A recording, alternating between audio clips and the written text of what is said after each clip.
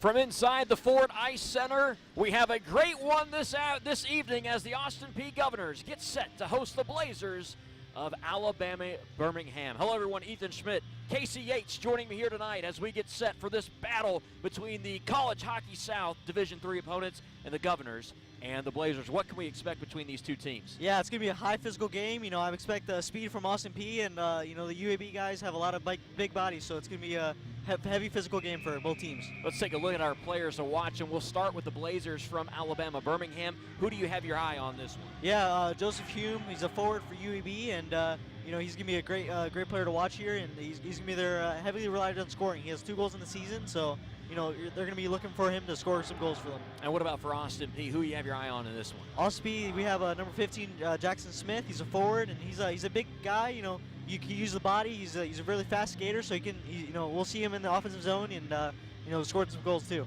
Absolutely. Let's take a look at the ice here, and we'll get you your starting lineups as we get set for the drop of the puck here at the Ford Ice Center as the Governors and Blazers face off here at center ice, and it's going to be won by UAB. They're going to try to get things going down the side. This is Carlson. It's going to go back to the defenders for Austin Peay. And now the Govs will try to bring this one up. Looking forward into the neutral zone. They're going to get this one up to Leonard. Leonard trying to get it across. It's going to end up back to Carlson. And now back the Governors will have to get reset here and get their offense back behind the blue line before they can push things forward. Starting lineups for the Governors: in goal, Dylan Wells. Cale Lewis defensively, along with Connor Breen. Right wing, Ethan Goins, as we're going to see a puck loose in front of the goal. It's going to be picked up by Peyton Leonard, who we mentioned already, and Ryan Moyer at center before this one flips the other way. A chance there in front of the goal just moments ago. Yeah, it's you know, that's a good look for Austin Peay. They're starting off strong and starting off fast, so that's a good look. As for UAB, they're going to bring out Daniel Frolov in the goal, as Austin Peay is going to win this one away and now take it the other way. This is Goins. Goins is trying to work up the left side. Cuts back, shot on goal, shot goes in! It's a goal for the Governors, and it's already 1-0 for Austin Peay.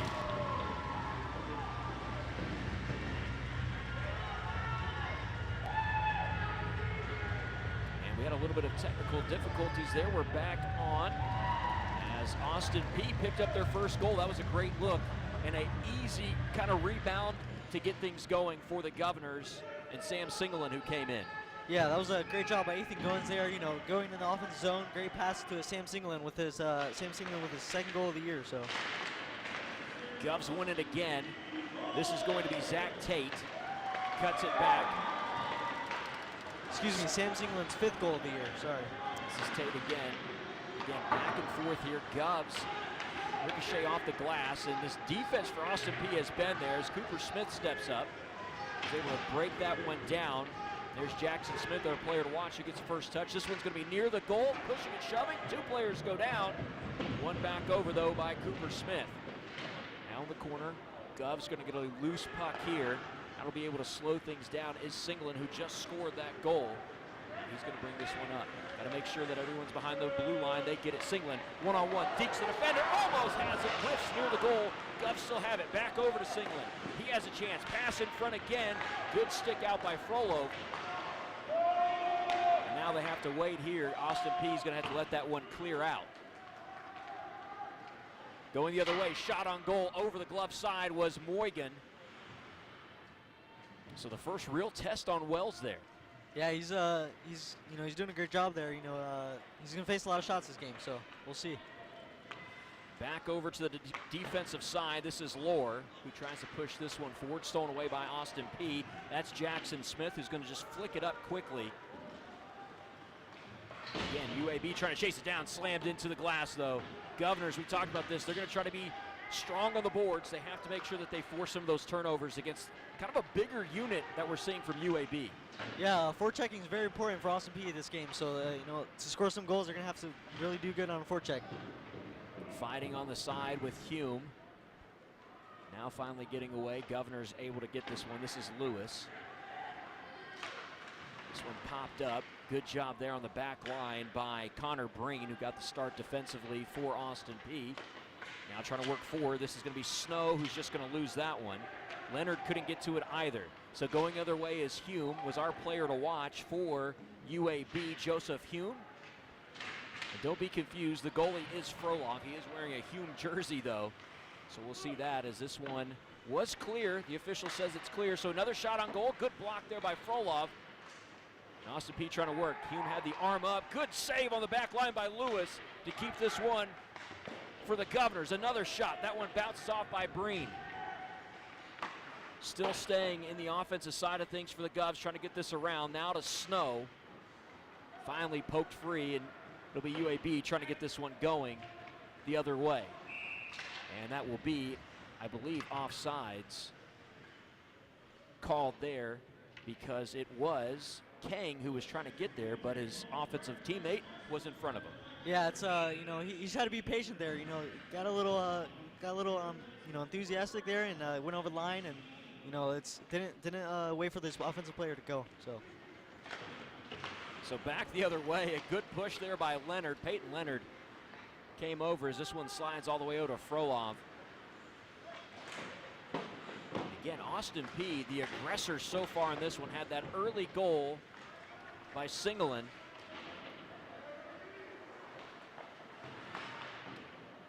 Govs trying to keep it. It's going to be kicked over. That's over to Johnny Hume, the younger brother of Joseph Hume.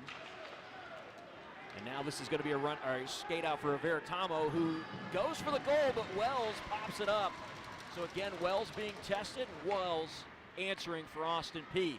Turnover there. This is Hume again. No, Governor's able to skate free on this one. Yeah, that was a great save by Dylan Wells there, just coming out to challenge him and keeping his eye on the puck there. That was a great job. Moving forward. Good little give and go. This is Moyer. Austin Peay winning it back, just trying to slow things down. They're going to send this one. See if they can't race down and get to it. It will be Lohr who finally gets to it for the Blazers. And this is Lohr. Trying to skate with some speed. Gets through. Governors come over. A little bit of contact there. Back and forth, a good little stick. Here's an opportunity. Breakaway underneath. 5-hole, and it's a goal for Jackson Smith. That was a great move there by Jackson Smith, getting in the zone and making a great move. You know, that's without that move, he doesn't get in the zone that quickly. So that was a great move to get in and deke the goalie.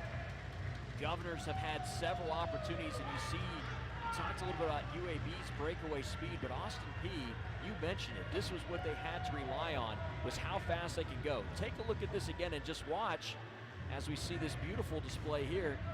What we saw was Smith just getting in there, has a chance, and then, like we said, just goes right 5-hole. He dekes the defender there, dekes the goalie, and just goes right down low for the score.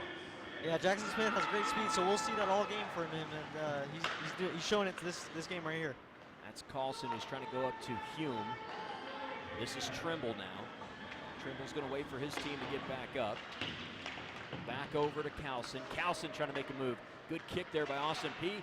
A little bit of opportunity. Carlson skating around. There was a chance, but Wells again pads it out. And now Austin Peay back on the attack. This is going to be Singelin, who has a goal from earlier. He's going to take a check there.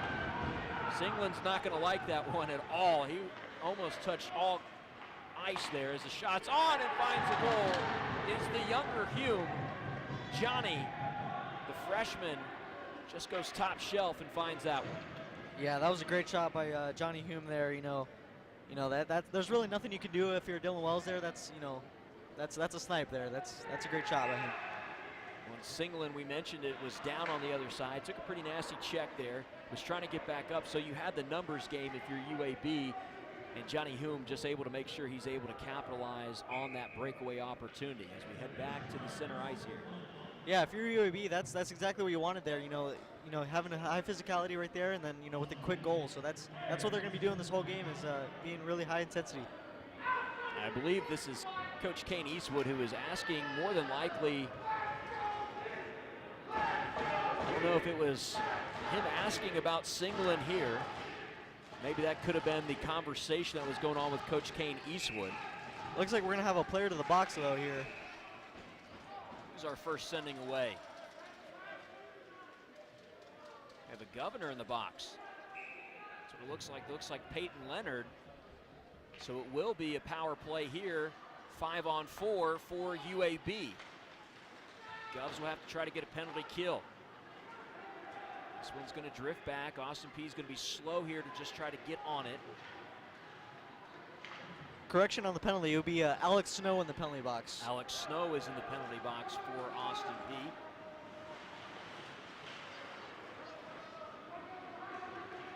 So here's a chance for Trimble, who's going to have, again, the advantage power play here. It's going to be 2 minutes. We're at 1:40 as a stick flies up in the air. That's Johnny Humes. If there's one person's stick you don't want in his hand right now, it's Johnny Humes after his goal he had earlier. Austin Peay, Justin Burnett skating free. Can the Governors score? Had a chance, left it in front for Alex Hope. Looks like a penalty's coming up for UAB. Will be interference is what I'm wondering on Hope.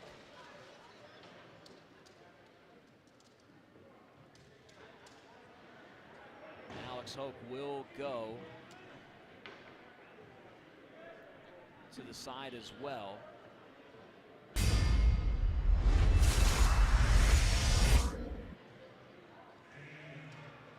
Looks like number 93, William Creech, will be in the penalty box for UAB. Well, that'll be good. 4-on-4 here. It looked like a high stick. He touched the back of his head to the official. So the Governors will have a power play with about 40 seconds once they kill this one. But we are 4-on-4 here for the remainder, at least, of what UAB thought was going to be a power play.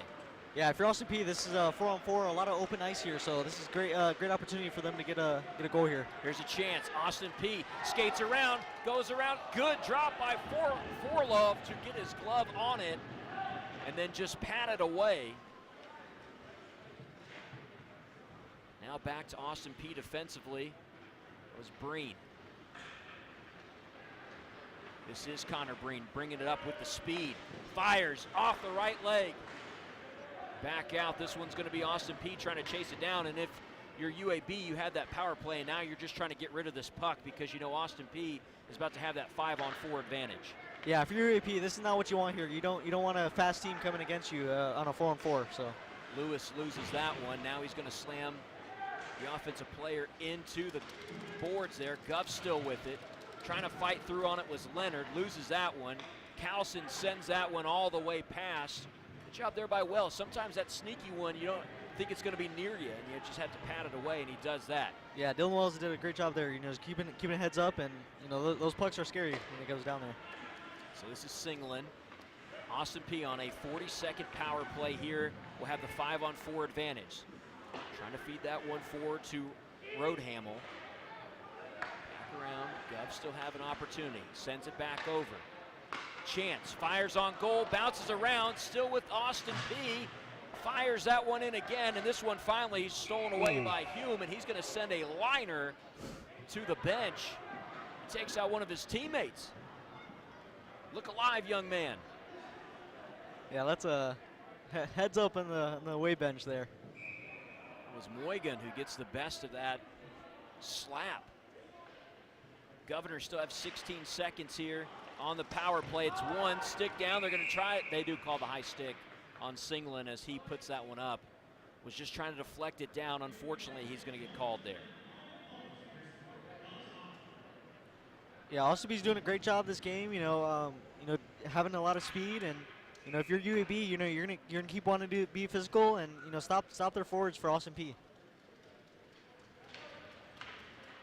Govs have it off the face-off. Hume comes over. Goes out to Singleton.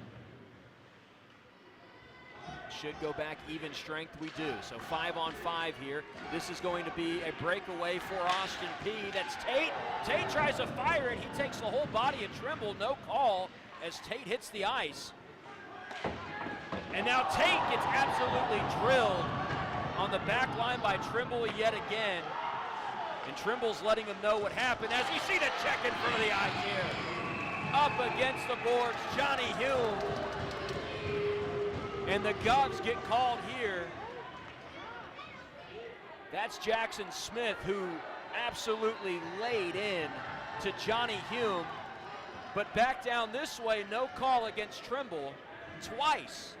You have to wonder where the officials are going to see how they did not see those two earlier. Now, we had a great advantage of that one, I'll say. That's a great hit in front of us, but Yeah, I mean, Jackson Smith there, that was a great hit, in my opinion. I think that's, those two missed calls earlier against UAB, that's, I think that's a great hit by Jackson Smith there, and he just, sticking up for his teammates there. That's a great penalty to take if you're Jackson Smith. The only thing I can think of, Jackson Smith, maybe they saw the arm extend. The only thing I could see, because it was near the head there, so you got to wonder if that. But again, we saw absolutely getting hit down the other way as Johnny Hume's going to get a good stick there from Austin Peay. It's Breen. Governor send it deep. Trying to chase it down is Leonard. Peyton Leonard. Can he try to get the penalty kill here? Govs looking alive, trying to get the goal. Oh, that's Shorty. That looked like interference there by UAB. That the refs are missing a lot of calls here. Christian Lohr looked like he interferes there. No call, and then the drag down from behind by Trimble as Peyton Leonard's still on it. It's been chippy, to say the least. And again, Governors had a couple looks there at a chance for a shorty goal here. Yeah, this is UAB's chance to get back in the game, and if you're UAB, you got to be self-disciplinary and not stay out of the box here. This is a great opportunity they have. So 2-1 Austin Peay. Still trying to kill a 2:30 power play. This is Cowson. Cowson, a good move to his right. He tries to drift back over to his left. Defense is there for the Govs. That one's going to be up high, and that stops the play. Again, aggressive. We talked about it early in this one. We talked about it in the pregame, how important it was for Austin Peay to be able to battle against UAB. UAB last weekend played at Middle Tennessee State. We talked about a great D2 program. Yes, sir. And just struggled in those games. And now they're going to try to come out against Austin Peay with a ton of aggression. Yeah, if you're UAB, I think they're hungry for a win here. So if you're UAB, you got to keep going and keep with the physicality. Govs coming off currently on a 4-game losing streak. They won their 2 home games against Eastern Kentucky. They're 2-4 now on the season. As we see that puck go high, Vertano will chase it down. Tries to get it out. That's over to Trimble. Trimble, he's been a defender. He's been an enforcer for this UAB squad as a defenseman, as this one's won by Breen.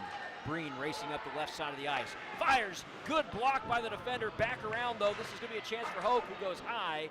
Govs still have it. Again, still on a shorty here for Austin Peay. They're down 4-5 as that one gets clicked up. Brought down. This is another chance. They say. Yeah, they say he closed the puck, or closed his hand on the puck there, I think. I think that was a good call. Connor Breen had a look. He should have just tried to swat it down instead. I think you were right. He just closes that glove on it. I think that is a good call here by our officiating crew to see that one. Yeah, if he would have swatted down, I think he would have had a great scoring chance there to have a wide open net, but it's okay. So again, Austin Peay trying to get this penalty kill, just 50 seconds away. As this one's won right at mid-ice. Governors take it away. That's Lockwood who's come in. Austin Peay, Jackson Smith finally back in on the ice. He's fired up. We know he's been sitting in the penalty box. He's ready to go. One away. This is Singland. Singland, who has a goal earlier. Back over. A chance. Bounces around off the post. Back out to Singland. Lockwood's going to have to chase this one down. He was out of position. He's going to try to chase this one into the corner, and he will get it. Yeah, Sam Singland's been all over the place here. He's been fast and using his speed, so excited to see what he can do here. UAB wins this one away. It's Hume. Hume with an opportunity.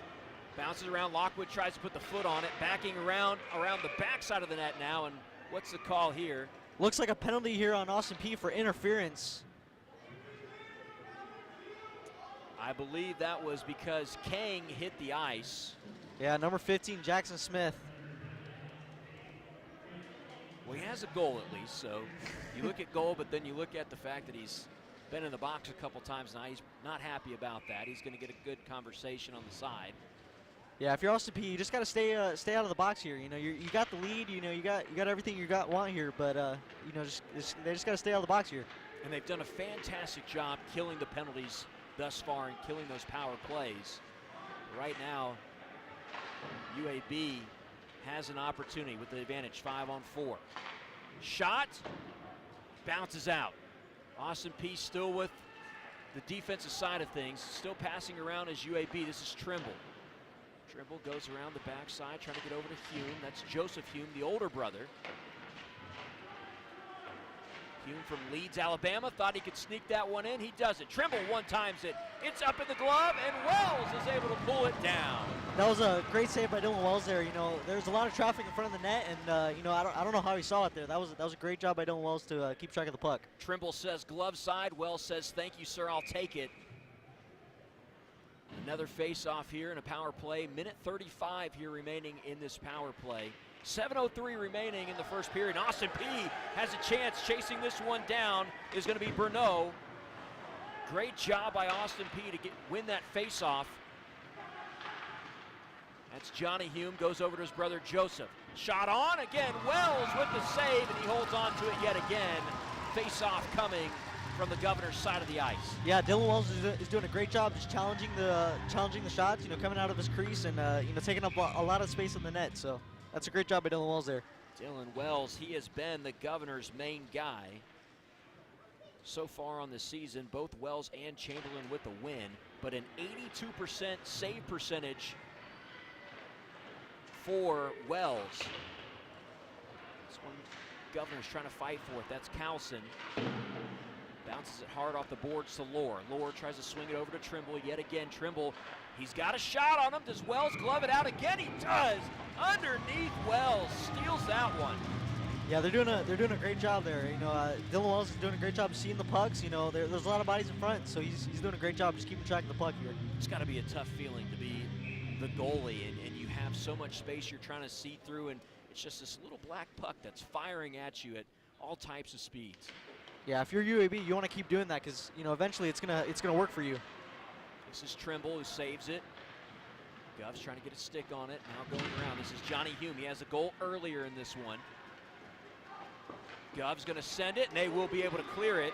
And of course, on the power play, there will be no icing as they try to clear it out just to get it. So a great job there. 30 seconds to remain in this power play. Govs send it again. They know what they need to do here to kill this power play. Yeah, it's a great job by Austin Peay just wasting time and clearing the puck. You know, it's a you know, heavy needed clear here. Jackson Smith is up. He's ready to go when he can get it. This is Kang. Kang trying to set up. Two Governors collide, but they're able to at least deflect it first. 7 seconds. Power play is cleared. Power play is clear as Governors are back to full strength now. Diving on it, Austin Peay, just a good flick there by Christensen. But here's Kang. Kang staying with it. Oh, he misses Hume. It was a beauty of a pass to Hume. Now this one floats back. Christensen sends it behind him. And this one will drift out. That was a great effort there by Christensen to, you know, get the puck out of their zone. Alex Hoke has a chance. Shot back off the boards. Push around. This is going to go back to Christensen. Tries to send it across. No one home. Stolen away though. Austin Peay still with it. This is Jackson Smith. Smith, a nice layoff to Hoke. Governors aren't going to be able to get to that one though, as Zach Tate was near it. Now he's going to wait for his offense to get back. Front line change for UAB. 3 offensive players will sub in. Johnny Hume, Carlson, and they also bring in Verteramo. The Let's Go Peay chants coming out here at the Ford Ice Center. A chance. Smith tries to deke the defender. Now he tries to go in. Austin Peay had another look, just blocked away there by Frolov. That was a great move there by Jackson Smith, getting in the zone, just couldn't cash in on the net. Govs won't use this, won't try to change. This is Hoke again. Can he slip one in? Goes to the front of the net. Austin Peay has no one home, and this one's going to get sent deep. Now it's a race between Lockwood and Joseph Hume. Hume's going to win it. Lockwood comes over defensively, misses on that one, but he's able to trap that one in, and now it's just a battle on the boards. Hume goes down, and again, a little pushing and shoving going on behind the net. That was a good job by UAB there, racing down to, you know, great effort there, skating down to get the puck there, but, you know, couldn't cash in on the offensive zone. Wells is going to more than likely try to slow this one down. Johnny Hume's there, so Lockwood's going to go behind the net. Good idea. Give yourself a chance here if you're Austin Peay. Good steal there. Govs just can't stay with it. Carlson able to get it now. Hume, a good move. Does he have a look? Does he have another goal? No, it's thrown away yet again. Dylan Wells says, not today, Johnny Hume. That was a great move there by Johnny Hume, you know, getting in the offensive zone, making that great deke. But, you know, Dylan Wells there keeping his head up and, you know, keeping track of the puck there. That was a great job. Johnny Hume, a freshman for UAB. Again, joining his brother Joseph, who is the president for this UAB squad and really trying to revitalize their program. That's what they talked about earlier this week, was trying to revitalize a program that went away for a little bit. For Austin Peay, this is the first one. This is it for Austin Peay. They're trying to make something happen here with the Preds so close. You wonder why it's taken so long to see hockey in Austin Peay and hockey in Clarksville. Well, you can't say that anymore. We're here live in the Ford Ice Center bringing you all the action here as the Govs have another chance in front of it, pushing around. Frolov will be able to get that one, though. So Dylan Frolov able to sneak that one away. Two Governors right there trying to push that one in. Yeah, you know, Austin Peay's doing a great job here, you know, getting bodies in front, and, you know, we'll see a lot more playmaking, I think, here coming up for Austin Peay. Face off as we see a late substitution here. That's going to be Caden Loans who comes in. Face off, Ryan Moyer, the captain. Gonna face off against William Creech. One away. Governors almost get that one to slide by. Peyton Leonard tried to one-time that one. Good block out there. This is Lewis who sends it. Again, dangerous area in front of the net. As this one finally goes out. Austin Peay's able to get on it. Back over. Again, this one's staying in. Good job by Austin Peay to keep this one from flowing behind the blue line. A chance. Moyer. Shot. Goes in. Moyer connects. The captain, Ryan Moyer, with his first goal of the game. Yeah, just what we talked about earlier. You know, that was great presence, net front presence for Austin Peay. You know, Peyton Leonard staying in front of the net, and Ryan Moyer with the snipe. You know, that's exactly what Austin Peay needed, and you know, that's a great job being in front of the net. Connor Breen saved that one from going over the blue line, then finds the captain, and he wears a C on his chest for a reason. It means a lot to Moyer. And now back the other way, here's Kang. So wasting no time as UAB. Johnny Hume almost has that one. Good deflection by the Governors as Christensen now has a chance. This is out to Singleton. Can't get to it. It's going to be over to Kang, but won by the Governors. Breen. Connor Breen will slow things down. Again, the Govs have a 3-1 lead here. Good job there. And a little bit of a shoulder check. That looked like a missed call from there. It looked like it could have been a trip in there, but. Christensen with an opportunity. Lays one off to Lewis. Lewis has a look. Deflected up Trimble, and that's what we talked about earlier. If you watch Trimble, you're wondering, well, why did it get called earlier? Trimble swats it down to deflect it, so that is good to go. You just can't try to hold on to it. Austin Peay, though, racing the other way. This is Christensen. Rocking the double threes is Christensen. He's going to skate around. Does he have a chance? Lays it off. Govs are there. Swings it off to Singleton. Singleton a chance. Off the post, Singleton. That was a great move there by Christensen, you know, making that play happen there. Without him, that play would not happen. This is Johnny Hume. Hume loses it. Govs trying to fight for it. One away. Great job there by Zach Tate. Zach Tate does it again, makes a man miss. Now Tate has a defender behind him. On top of him, Tate has to battle through it. He's up, swings it around. Govs have a look. Back out, this is Lewis. Shot goes up. Chance almost at a high stick as that one's going to be finally grabbed by Frolov. And I think the whistle may have been a little quick. But again, you could have also said Zach Tate kind of knocks that out of the glove. Yeah, no, Zach Tate did a really good job there, you know, staying with it. He got bumped and, you know, lost track of the puck there, but he stayed with it and made that play happen there. That was a great job. So face-off will come. And won by the Governors. Roadhamel fires one, it bounces around. This is Snow trying to go as well. Again, bouncing around. We are under 40 seconds remaining here in the first period. Austin Peay leading 3-1 against the Blazers of UAB. Govs still trying to get another one in. Smith swings it around. It's going to be stolen away.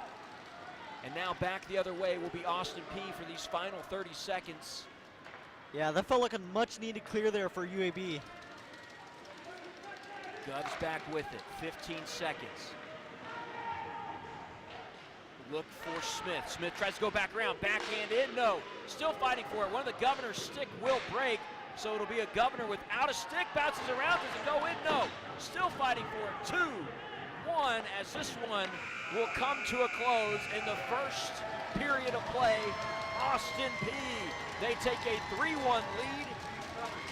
Casey Yates, we've seen some great action here. And we're going to see some really good things coming up here in our first intermission as well. Coming up, it's the Crunch Time Intermission Report. But first, our guys recently had a chance to visit with Pete Weber of the Nashville Predators. Let's send it over on the Austin Peay Sports Network.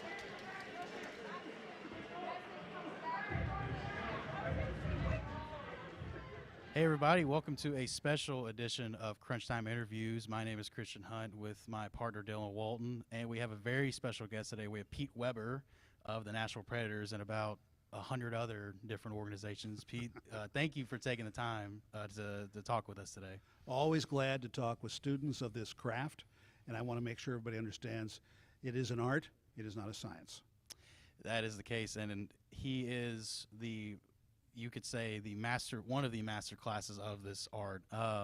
So I want to start off with a question with you today. So we're going to ask a couple questions for you today.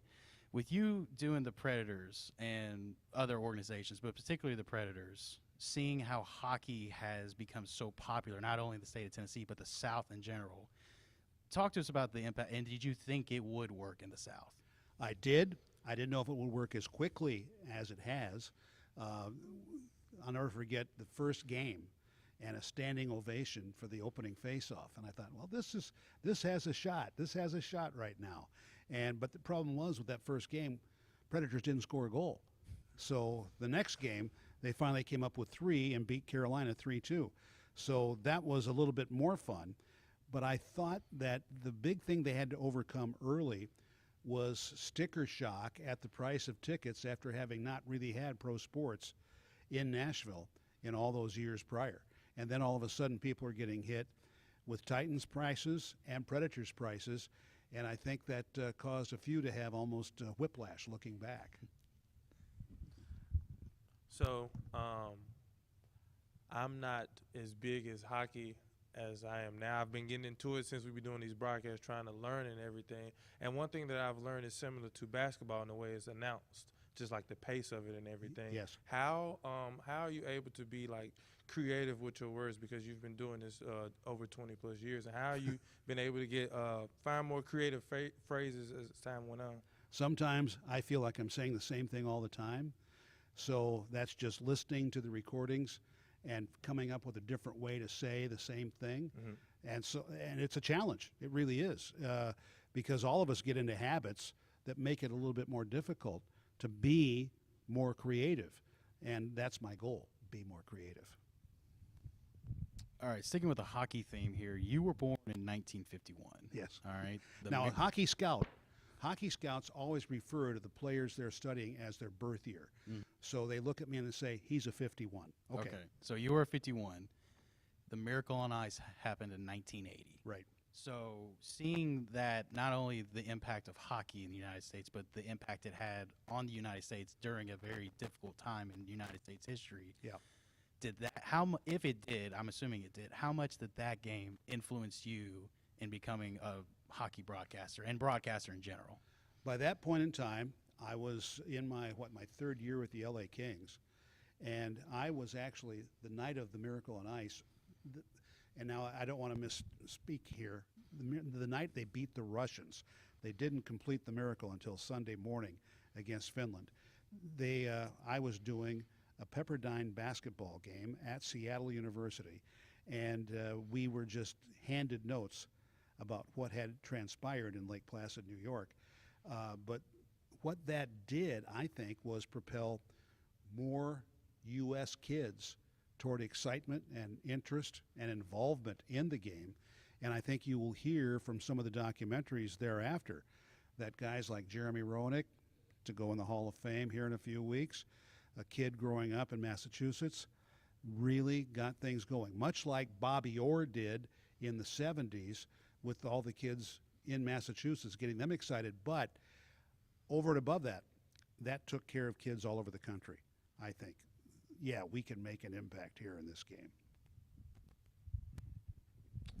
With being able to travel, to many different states and even outside of the country, have you taken like some memorabilia from a team? Do you have like jerseys or bobbleheads or anything of like that? Like, do you keep around the house or like when you like to travel or anything? I don't collect that much, but I do have a bobblehead of of a favorite announcer of mine, who now is going to be on the Amazon Monday call, John Forsland, who I first met when he was doing Hartford Whalers games. So we've not had the Hartford Whalers since 1997. So that goes back just a little bit. Before, I think that was before I was born. So Yeah. Okay, so you talked about earlier how you're a baseball fanatic, right? Yeah. You're a big baseball guy. You talked about how, speaking of memorabilia, you have a brick from the old White Sox Stadium. Yes. You told that story to us.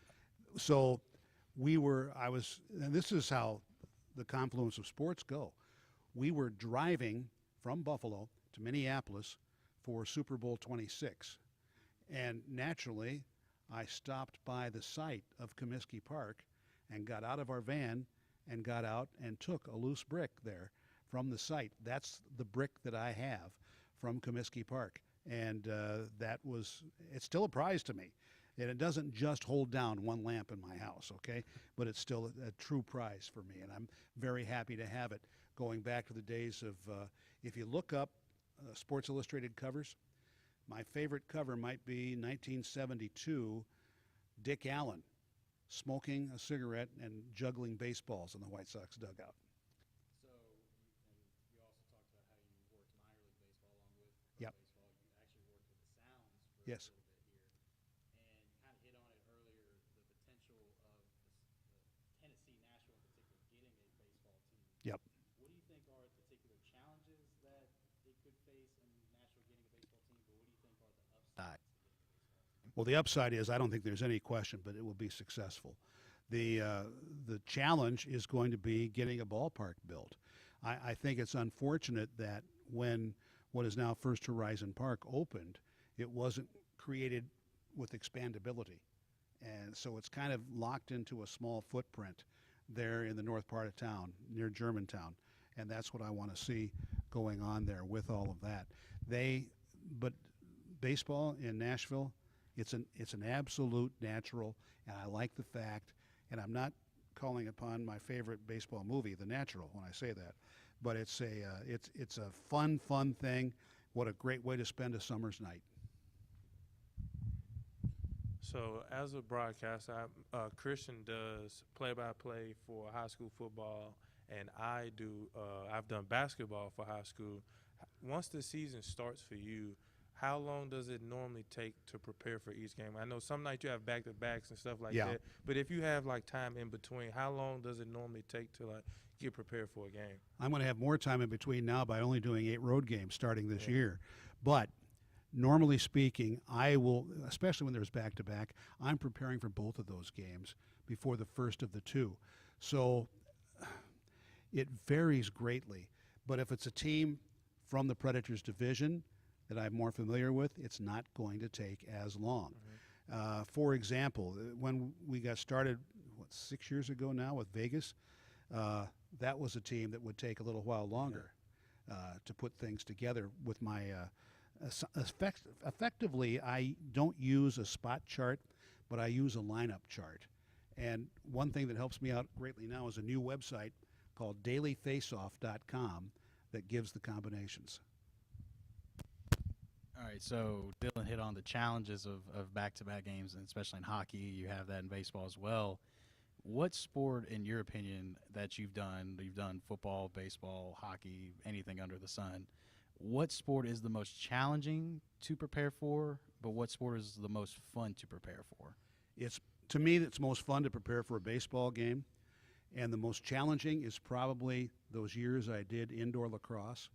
You want to talk about fast and chaotic, absolutely, with indoor lacrosse. And I'm very happy that I had the crossover, sorry for using that word, but using John Tavares is the all-time leading scorer in indoor lacrosse. His nephew is the free agent superstar of the Toronto Maple Leafs, same name, John Tavares. and those two adore each other. So I've had the chance to talk with them both and talk about how much they appreciate the other's game.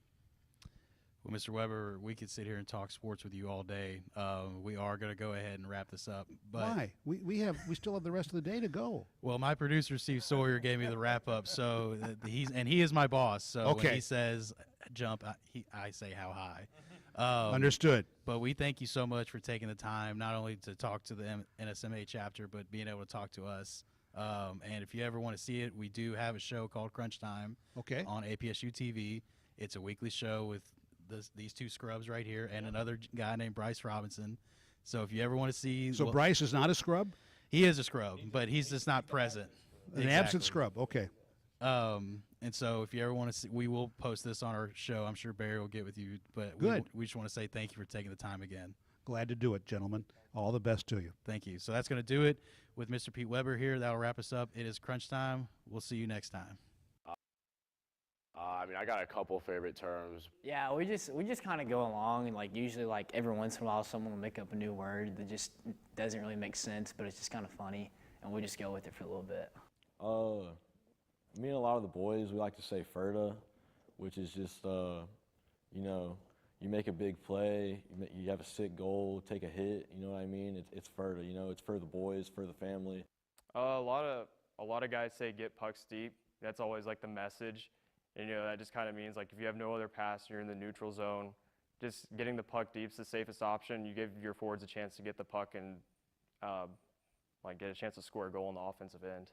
Tindy, you know, it's what we refer to as our goalies. You got to have good lettuce. That's where your hair comes out the bottom of your helmet, and I need to grow mine out a little bit. I love protecting my Tindy. FERDA. It's like kind of a different way to say FORDA. It's like FERDA, like FERDA boys. So I don't know. It's kind of goofy, but it sticks. My favorite word right now is probably nip the goalie. It's basically Ladies like and gentlemen, to the when Crunch goalie has Time his intermission glove up and you report. score above The his Govs glove. are currently Well, I leading usually say the Grandma UAB hides Trailblazers 3-1. And Dylan, we have got a raucous crowd in here tonight. It is an awesome scene here in Clarksville. Let me tell you, the DJ was playing that whiskey, won't you go away? And UAB is going away right now. Right now the offense is jumping for Austin Peay. We can't miss. You saw the Pete Weber interview we did earlier a couple weeks ago, and I think Pete Weber would be pretty dang excited by the offense he's seen from the Govs so far. Look, I know Ethan Schmidt has had energy on the play-by-play, but Mr. Pete Weber, he's been doing it for a very long time. So, I mean, he would have had a fantastic time here with this environment, with this team. He would see a fantastic environment right now. Obviously, he's going to be on the call for the Predators, who are currently 0-4 right now. A little bit of, you know, controversy with them. Don't start that in this. Not off to a great start, as they spent so much money in the offseason, but obviously a long season left to be played. I mean, Dylan, we've still got 2 more periods to go, but the Govs, who we've seen about a month ago when they played EKU here, they could put goals on pretty quickly. Yeah, they can do it very easily, and right now we're seeing it, you know, they're on pace to do 9 goals again. So when we was here last time, they hit 9 and went above 9. So, I mean, I expect them to, like, pour it on. You got a good crowd here tonight. Get the energy going. Keep it going all game long. We've got a great crowd as it's a late Friday night here in Clarksville, Tennessee. We're going to get back to you guys here in about 2 minutes and 12 seconds left to go in the intermission. So we're going to see you guys in the next intermission for the Crunch Time Intermission Report. We're going to highlight Utah Tech and Austin Peay playing tomorrow night, and then we'll talk about some other matchups we'll see within college football. But that's going to do it for here in the Crunch Time Intermission Report. We will see you here in about 20 minutes of gameplay. Your future starts where academic success and collaboration are key. Your future starts where you are supported. Your future starts where all ideas are welcome. Your future starts with memories that connect you for a lifetime. Your future starts here at Austin Peay. Your unforgettable experience. Be a part of a community of champions. There's a place for you in our winning legacy. Feel the synergy of the Governor's pride. Create memories and victories that will last a lifetime. Your victory starts here. Your college journey begins with unforgettable experiences. Your college journey begins with lifelong friendships. Feel the synergy of the Governor's Pride and memories that connect you for a lifetime.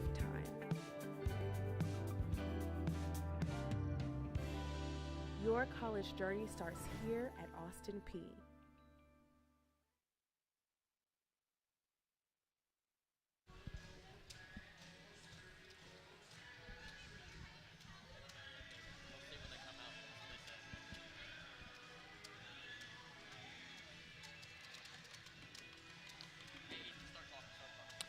Well, we're back here in Clarksville, getting set for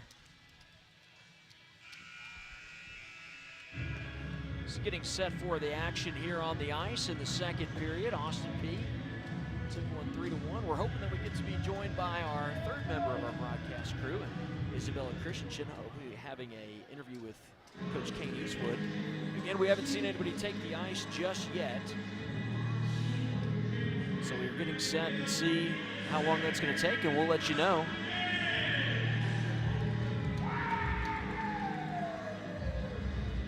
All right, well, Casey, we saw a really good just action going on for these two squads early on here. What did you see from Austin Peay that you liked in that first period? Yeah, so, Austin Peay's doing a great job, in their offensive zone, keeping control of the puck and, using their speed to get in the zone. They have a lot of fast guys, so, if you're UAB, you're gonna have to try to stop those guys. They've got a lot of big bodies for UAB, so if you want, you gotta use your physicality to stop them. And if you're UAB, you let 3 goals go by you. What's kind of the message from your coach there during the intermission, Coach Jacob Hornsby, to, it's not a runaway yet. This is still a 3-1 game. How do you talk to your team and what do you tell them? Yeah, I mean, next goal really matters. It's gonna matter, for both teams. Whoever scores here gets a really important goal. Let's take a look at some of those first half highlights. And this was that first goal, just finding it was Singleton, and again, Singleton was right place at the right time. Yeah, that's but that's a great pass there by Ethan Goins there to get Singleton in the front of the net.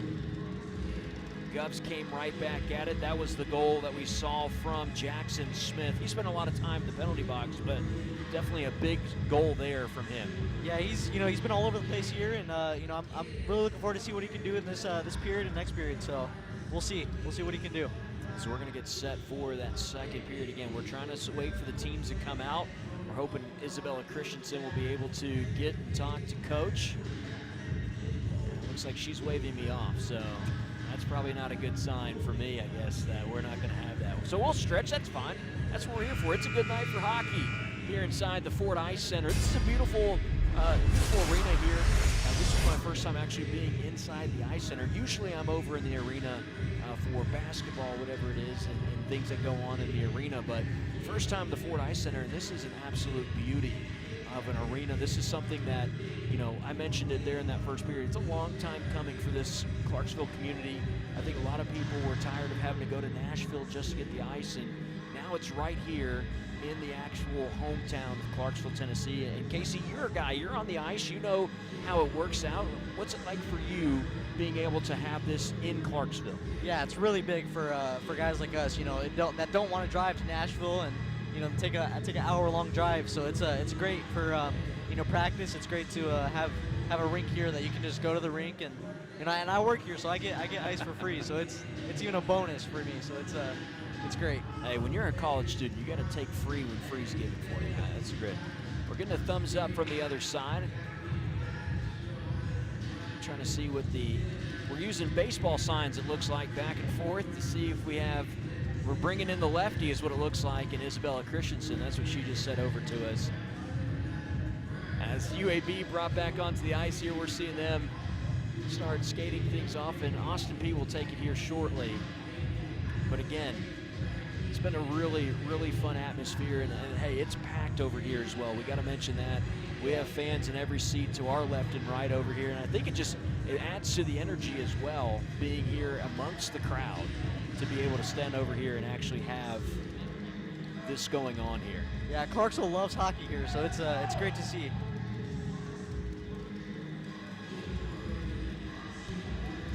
All right, so I'm just getting I'm making sure that I got it clear. When Coach comes out, Isabella will talk to Coach, is what I'm hearing. Yes, there we go. Got the nod. Everything's good there. But, again, Austin Peay, 3 goals here. Sam Singleton, Jackson Smith, and the captain, Ryan Moyer, had a beauty as well late. As for UAB, they had Johnny Hume who snuck one in past Dylan Wells. But we talked about Austin Peay, how great they were offensively, but Dylan Wells defensively, oh my. Yeah, no, he's played a great game, you know, and just what I expected from him. You know, it's a great game, and he's done a great job saving pucks. So we wait here for Coach to come back over as the Governors head over to their bench. We can see Austin Peay over there when Coach Eastwood makes his way around. I actually have eyes on Coach Eastwood, so I'll let you know, Isabella, he is almost there. I know she's looking around on the ice to see where Coach was coming from, but he is making his way behind the visiting bench. Now, as we get him a little bit closer over here, let's see if Isabella will be able to grab Coach Eastwood. And it looks like Coach Eastwood is ready, and we'll send it over to Isabella Christensen on the side. Coach, an intense and aggressive first period. What are your overall thoughts on your team's performance? Absolutely, it should be 5-0 right now. But we hurt ourselves a little bit with the penalty, so we talked a lot about staying more disciplined in the locker room. Yeah. How do y'all channel a strong momentum going into the second period? Just skating hard, killing plays early in their zone, and getting set up and making them skate. Yeah. Absolutely. Thanks, Coach. Good luck in the second period. Back to you guys. And we thank Isabella Christensen for everything, and Coach Kane Eastwood as well for meeting with Isabella there on the side. We'll have more from Coach Eastwood after our second intermission, so stay with us when we get through there. But we already start things off with an icing by UAB. And now the Govs right back at it. This is Moyer, gets it. Goins has a chance. Had a pass across to Leonard. Leonard just loses it. Now Hume will go the other way. This is the older brother, Joseph Hume. Govs fighting back and forth. Leonard able to get around on that one. Shot on, bounces around. Hume had a chance, but again, Wells, another great stop there. It looked like it was a knuckle puck from Dylan Wells there. Almost looked like he lost track of the puck there, but it was a great save. And that one was fired on. Late push in there. Peyton Leonard was the one who sends it with some fire and some gusto at Frolov. Frolov gets the stop. But Austin Peay late there was just trying to sneak one out as the puck went back down after the whistle. Yeah, UAB's goalie, Frolov, is doing a great job. Just keep him in it. You know, they needed just a chance to get back in it, and, you know, he's giving them a chance. Christensen on the face-off here. No relation to our Isabella Christensen, who's on the side over there. As UAB able to deflect this one around. Gov staying with it, though. That could have been a trip. I thought maybe that was going to get called as Jackson Smith went down to the ice. Yeah, it looks like some missed calls from the refs here early on. Creech loses a stick, so he heads over. And now a Governor is down, and he is hurt down behind the Governor's goal.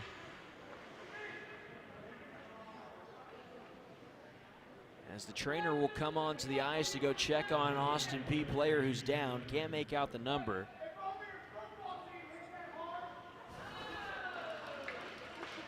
And Austin Peay finally back up. We're seeing, looks like that's number 23 for the Governors, which is Rodelham, finally getting up. Yeah, I didn't see what happened there. You know, I didn't know if it was a big hit or anything there. That's hopefully he's okay, and you know, he's a big player to miss, so you know, hopefully we can get him back here. So Blake Rodehamel down currently, talking.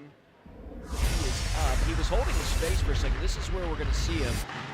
Yeah. Oh, that's, you know, if you're the refs there, you got to look at that, because that's you know, that's an illegal check to the head, and you know, that's a dangerous spot for Blake Rodehamel to be in the, you know, along the boards there. That looks like that's an illegal hit there. So Blake Rodehamel, we got to send it. See, we need to put a mic We do have a penalty over there. We should have put a mic down there on Dr. Rob Barron, who's standing over there. He was right in front of the action. He could have called that one. Yeah, that's a very dangerous hit there. That's not right by UAB, and but if you're also Peay, you got a great opportunity to get on the board here and push the lead to 3. So if you're also Peay, this is what you want here. So we have a power play for Austin Peay in the UAB zone, won by the Governors. Austin Peay keeps it across the blue line.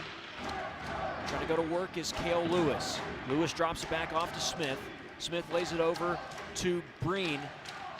Gov's just trying to work this little triangle. Smith had an opportunity, goes high and just loses that one. And now the Govs can't stay on it. Kang doing a great job. Govs battling with Kang. Hume an opportunity and lays it back around. That one bounces out. Good job by Wells. That was a great save there by Dylan Wells there, just getting across crease. Breen has an opportunity. Swings it in and Breen answers. Without that great save there by Dylan Wells, that play does not happen. And that was a great job by Connor Breen to just bringing the puck in and putting the puck on net. That was a great job by Dylan Wells there. So Dylan Wells, I thought that one went in by Kang, and you mentioned it, Wells with a great job to pop it out, and then the speed by Breen to just race the distance. And Frolov, who was there, just can't get to it. We'll check the replay out again. This was Breen on the breakaway. Boy, Breen just finds the zone there. Yeah, Goes opposite side. That's a beauty of a shot. That was a great snipe by Connor Breen, and Dylan Wells' stick save there. None of that would have happened without Dylan Wells' stick save. That was a great job. So a power play goal for Austin Peay. They lead 4-1. This is Trimble, who's going to have to let his team get back before trying to set the offense up, and instead he just sends it back behind the net. That's a big goal there by Austin Peay, momentum-wise. You're up now 3 goals, so that's a great job by Austin Peay to get that momentum builder. Franklin whiffs there for a second. Austin Peay. Looks like UAB could have been offsides there. I don't know if that was really close there. Waiting to see if the official was pointing for maybe a delayed offsides. He does not say. So Austin Peay just trying to go back on the attack now. Moyer skating forward. Moyer with a good little kick. Does Moyer have the opportunity? Moyer sends it over. Just misses Ethan Goins. I thought Goins was going to tap that one in. But instead, Austin Peay trying to work around and finally cleared out there by number 93, William Creech. Yeah, Ryan Moyer there showed a lot of strength there to to stay with it and go along the boards and even set him up for a great pass across crease. So that was a great job by Ryan Moyer there. Moyer showing off the soccer skills as well, just trapping it with the foot to keep it in front of him. These hockey players, a lot of times you see hockey players warming up with a soccer ball. If you get here early enough, a lot of them will warm up with a soccer ball because everything is used, hands, feet, everything. As a one-time, does he get it past? No, it's a good save. The shot by Tate was on target.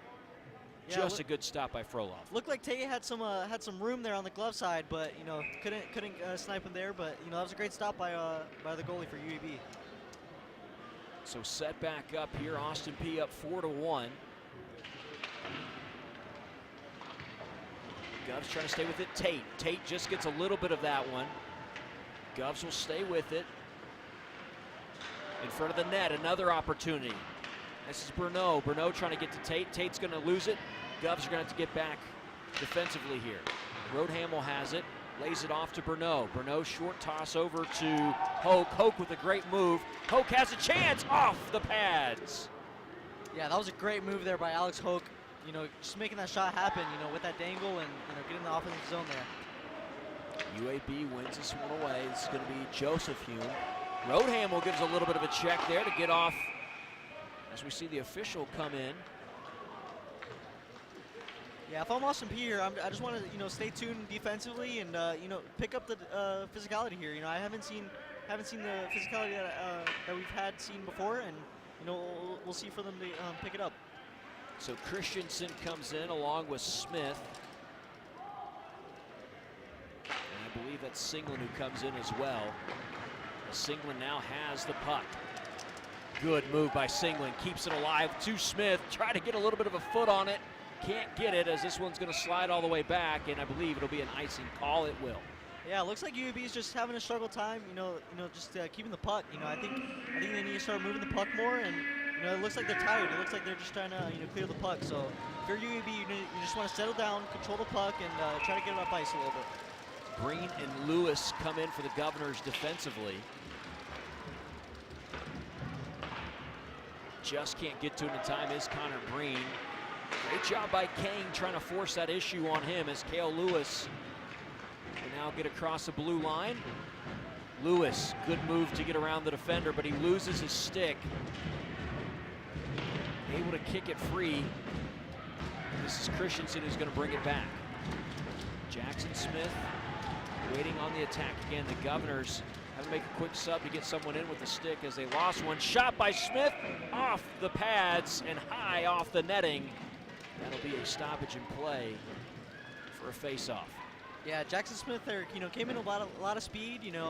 Just got deflected by UAB. That was great defense by UAB. And they're staying in it. It's a 3-goal game. Next goal, if they can get a goal here, that builds up a lot of momentum for UAB. Franklin, Devins, and Johnny Hume check in. Hume goes immediately to the face-off with Moyer. Moyer's going to win it. Stolen away there. Leonard has an opportunity. Just misses it, does Peyton Leonard.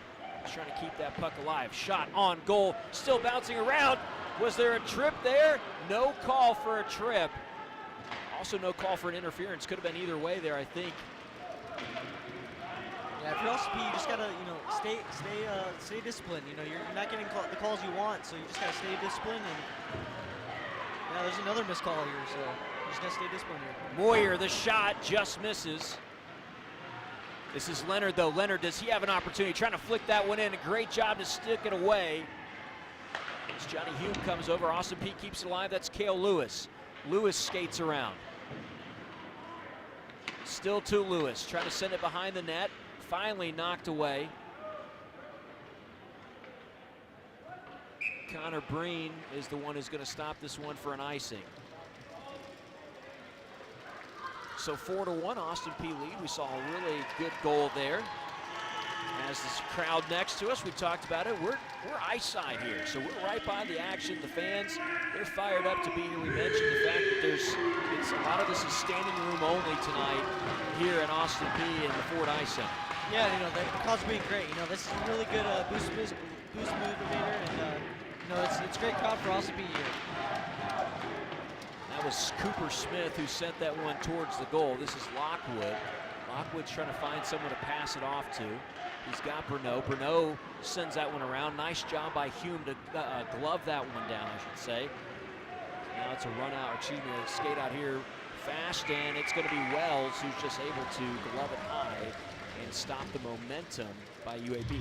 A lot of times that's what's been the killer for UAB. They have these great opportunities of speed to get down there, but Dylan Wells has done such a fantastic job here late through that first period and now the start of the second. Yeah, he's doing a great job of just keeping his composure, and there's a lot going on in front of the net, so he's doing a great job just keeping his eyes on the puck and being very well composed.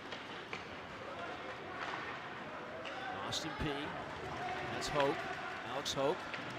Sends it around the back of the net. There's Lohr. Hope's going to give Lohr a good check there by the boards. Hope keeps it alive, sends it out. Leonard flips it up, bounces over the top of the net. Now Hope and Lohr are more focused on each other than actually going for it as Hope goes down. There will be a penalty and now some pushing and shoving going on. And the officials will come screaming in to stop it, but that should be a penalty against UAB. And I believe it's going to be Lohr with the send-off there. Yeah, no, that was a great job by Alex Hope. Being really physical, and he made UAB really retaliate there. That's a great job just getting under their skin. That's an undisciplined penalty by UAB. Not keeping your composure. That's a great job. So Austin Peay heads on to the power play here. They do have a power play goal. We saw that earlier. Connor Breen on that breakaway goal.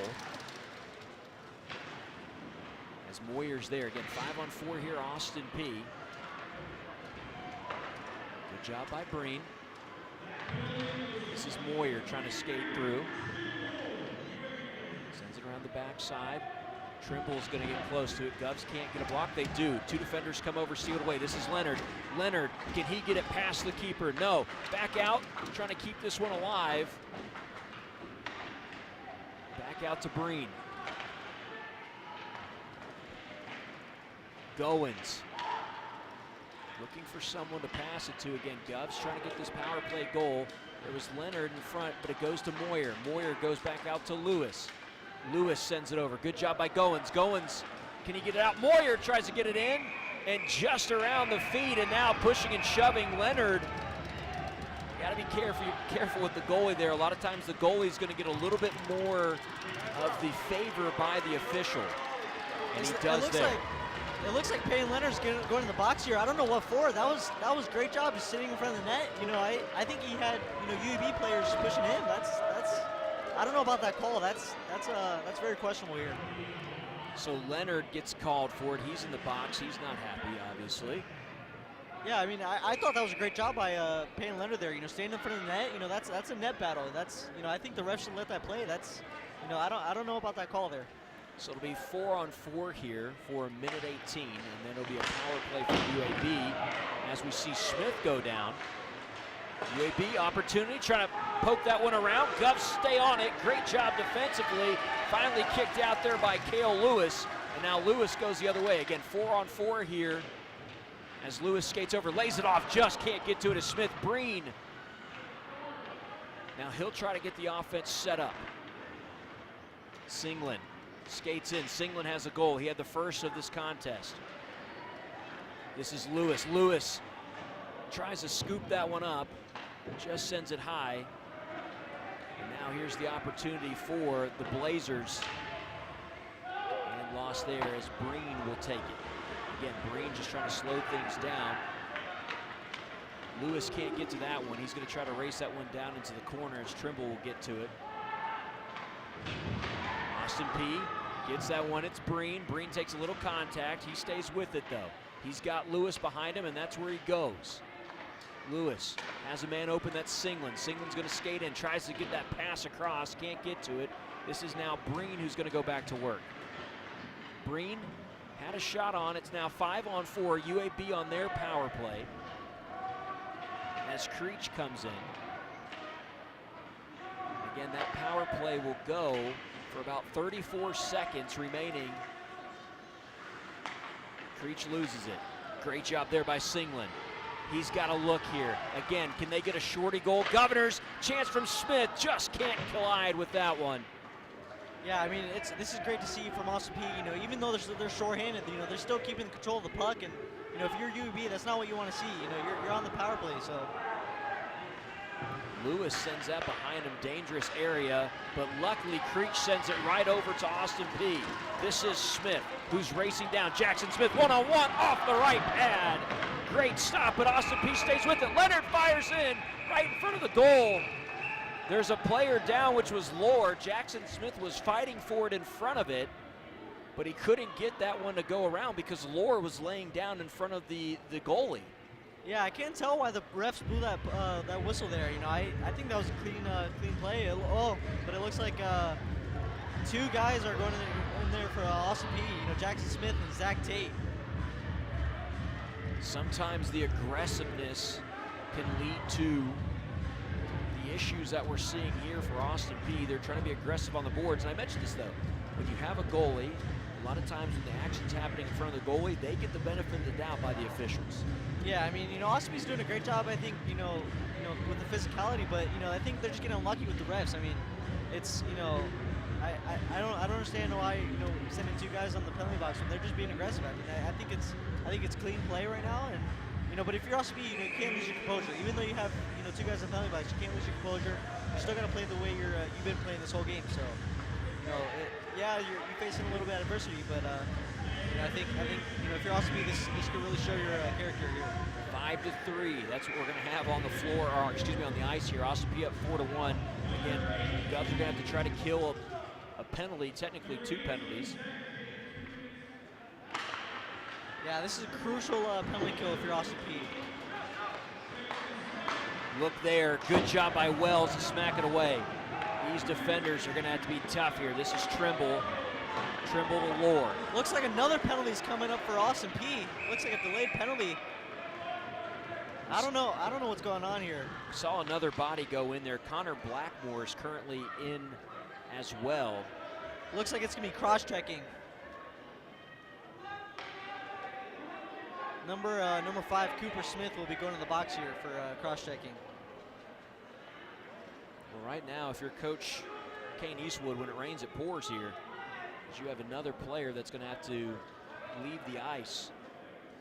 And don't forget, you can catch Govs hockey all season long on the Austin Peay Sports Network. All home games from the Ford Ice Center will be live on APSU-TV and streamed on the APSU-TV YouTube channel. APSU-TV is available on Spectrum Channel 192, CDE Lightband Channel 9, and AT&T UVerse Channel 99. Govs hockey only on APSN. Yeah, Austin Peay's looking like they're running into some discipline trouble, but you know, I think if you're Austin Peay, you just got to stay locked in. You know, yeah, they're getting some penalties, but you know, you still got fast players, you still got great defense. So I think you just got to stay composed here. Well, there's a party in the Austin Peay penalty box. That's what we know. As this one's finally a chance. Austin Peay, can they get it here? Talk about a shorty goal if that goes for Leonard. One times that one pass, can't get it as Hume. Back over to Joseph Hume. Austin Peay, that was going to, slides in front of it. Back around, this is Lore. Lore sends it high. 2 players try to reach up and grab it. Ethan Goins gets it, he's gonna send it. How about that clearance by Ethan Goins? And now Leonard racing the other way. Yeah, if you're Austin Peay, you don't want to get too bunched up in the offensive zone here. You know, you got to stay well defensively and not get too aggressive. This is Johnny Hume, shot high, bounces off the back glass. Now off the boards, they're trying to go. Up in the air, good job by the Governors to stick that one free. Joseph Hume goes over to Lore. Lore tries a shot. It's there by Wells again. Still trying to go for it through the legs. Trimble saves it just in time on the blue line. Leonard tries to dive at it. Passes around again. The Govs have it, trying to just swing at it is Leonard. Bouncing around again, here's Goins. Governors defense just fired up. They got 20 seconds here on the original 2 penalties that we saw, so they should get one more player in here in about 15 seconds, I should say. That's Lore, hands this one off. Govs defensively, Breen. Yeah, that was a great clear by Austin Peay. They needed that. They needed to change really bad, and that's a great clear. Fans are up, slapping on the glass because the Governors will get one on. That was a great job, just not being too aggressive and staying in the lanes, in the passing lanes for against UAB. Connor Breen. As this one's one out, this is Roadhamel. Roadhamel fires one, try to go glove side, just misses. Now it's Creech.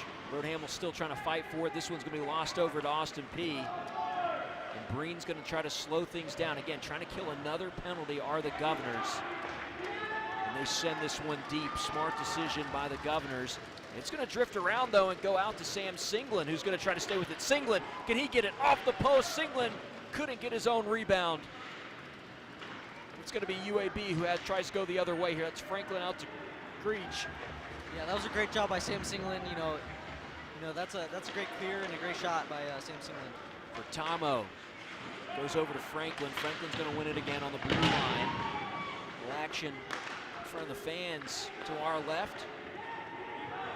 So Govs again trying to kill another power play here. They've done a fantastic job so far as that one goes high and goes off the netting, and that will bring a stoppage there for just a moment. Face-off coming just to the right of Austin Peay. Yeah, Austin Peay's doing a great job here on the penalty kill. You know, they've had like 4 or 5 penalties this period. I mean, this is, you know, I think if you're Austin Peay, this is really good. You know, you're staying disciplined. You're staying, you just got to keep going. You got to keep going if you're Austin Peay, and they're not doing too aggressive. You know, but they're not being too passive. So they're doing a great job here. Coach Eastwood's got to appreciate what he's seen as we see another player get to leave the penalty box. So that was Cooper Smith, who's now out. It's still 5-on-4 here for about 45 seconds. As Moyer's in, the captain, he's trying to get that one out. Goes off of his skate and finally able to clear. It was Moyer. It drifts back to Vertamo. Vertamo gets it forward to Joseph Hume. Hume's working to the left. Has a pass to Johnny Hume. It goes off of Wells. Moyer's going to save it back around.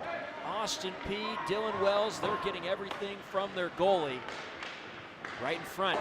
Another block. That one goes over the top of the net this time. Vertamo sends it over. Glove hand. Denial from Wells. Yeah, Dylan Wells there is doing a great job of staying focused. You know, there's a lot of shots happening right now, and you know, I think he's just staying composed, and you know, that's a great job. Just his movement's great, and you know, going right to left, that's a great job there. Face-off coming. Won by UAB. Again, they still have the advantage for about 6 seconds. That one bounced around, a little bit of danger in that area. Wells back on it though, stops it yet again, does Dylan Wells. Yeah, I mean, UAB, you know, this is a great chance for UAB, and you know, but they haven't done anything with it. I mean, you know, if you're UAB, this is a missed opportunity.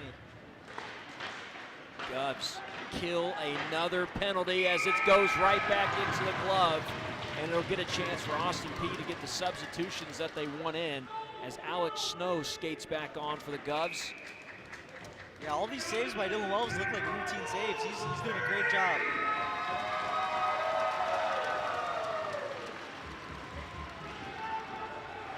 It's Bruneau. Gets the stick on it. Now Austin Peay going the other way. This is Hope. Hope has a look. Gets past his defender. Hope, shot, gets tripped up. That will be a penalty as Hoke is down by the boards. But that should be a tripping penalty there from UAB. Yeah, now Govs get a power play. Yeah, I mean, that's, you know, it looks like Austin Peay's getting a chance to be on the power play, and you know, that's if you're number 93 there for UAB, you know, that's a bad penalty to take. You know, yeah, you know, he's got the puck, but you can't just slide with his ankles like that. That's a dangerous play. That is what you call a slide tackle in soccer, is what we just saw from Creech. He threw both legs. And this is not what you want to see from UAB. You know, you got to stay out of the box. It's a 4-1 game. You know, if you have any chance to stay in this game, you can't be on the penalty kill. So this is Breen. Sends one towards Frolov. It's back out to Breen. He goes over. Lewis can't get to it. Good deflection, though. Leonard was there off the deflection. He just couldn't stop it, and now this one goes past Lewis. And it's going to roll all the way out again to Breen. So here is Connor Breen. Good job by Johnny Hume to race down there. Breen slides it forward to Leonard.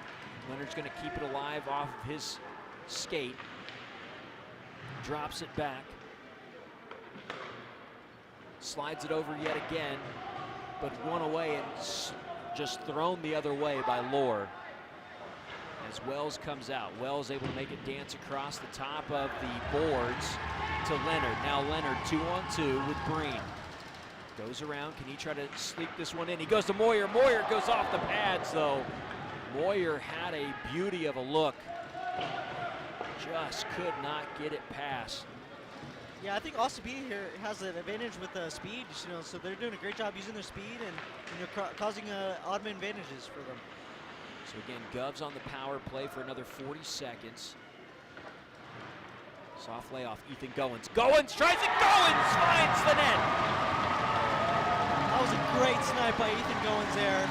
That's a great job to make it 5-1. You know, if you're UAB, you know, that's a tough goal to get against it. Ethan Goins goes top shelf. That's where they keep the good stuff. Austin Peay up 5-1 on UAB. Yeah, here's the replay here, and you know, that's a great job, you know, by Brian Moyer. They're staying in front of the net. You know, if a rebound happens, you know, he picks that up. So that's a great job. You know, Ethan Goins there with the snipe. That's a fantastic goal there. Governors up 5-1, 4:58 remaining here.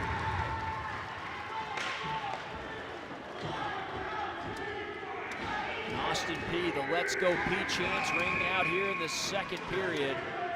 So we get a stop here. The officials will bring this all the way back down, so we'll see a face-off near Wells. Yeah, it looks like Ethan Goins there picks up his second goal of the season there, and it's a great job there. Austin Peay back to work here. Good job by Sam Singland trying to keep the defender off him. A good little collision there as well. Roadhamel, who took one to the glass earlier, returning some favors here. He says you can have a short memory, but I don't today, as Wells will fall on this one, and we'll get a stoppage in play yet again, and a face-off coming for the Blazers and the Govs here. Yeah, it's good to see Blake out there back on the ice, and you know, he's not banging down. He's still bringing his physicality to the team, so that's a great job for Austin Peay. Creech comes in late there, so power play over. Obviously, power play ended with the goal, but this one's bouncing around. Creech, again, was the one who got the tripping penalty that led to that power play goal by Ethan Goins. Govs still with it here. This one will roll all the way around. It looks like that will be an icing call. It is, so the face-off will come all the way back the other way. Well, Casey, you've seen a lot of great action here. I mean, it's been the Governors really finding their stride here against UAB. I talked to some fans during the intermission, and they said last year when this was just a scrimmage exhibition that you could tell that there's something brewing between the Governors and Blazers. Obviously, you're able to see that. What do you feel about that? Is this something we could see rivalry-wise here in Division III? Yeah, I mean, you know, going back from the scrimmages, you know, it's great to see, and you know, I think this rivalry can continue to happen. You know, well, you know, the third period, you know, 5-1, it's gonna be chippy here. So College Hockey South Division III, these two teams a part of it. As Singland's there, goes underneath. Singland runs in to the goalie. Boy, he dropped his shoulder. I think that may have been. It looked like a goal. We'll see, because the goalie is currently down. He's just kind of stuck in there. Let's take a look at the replay here.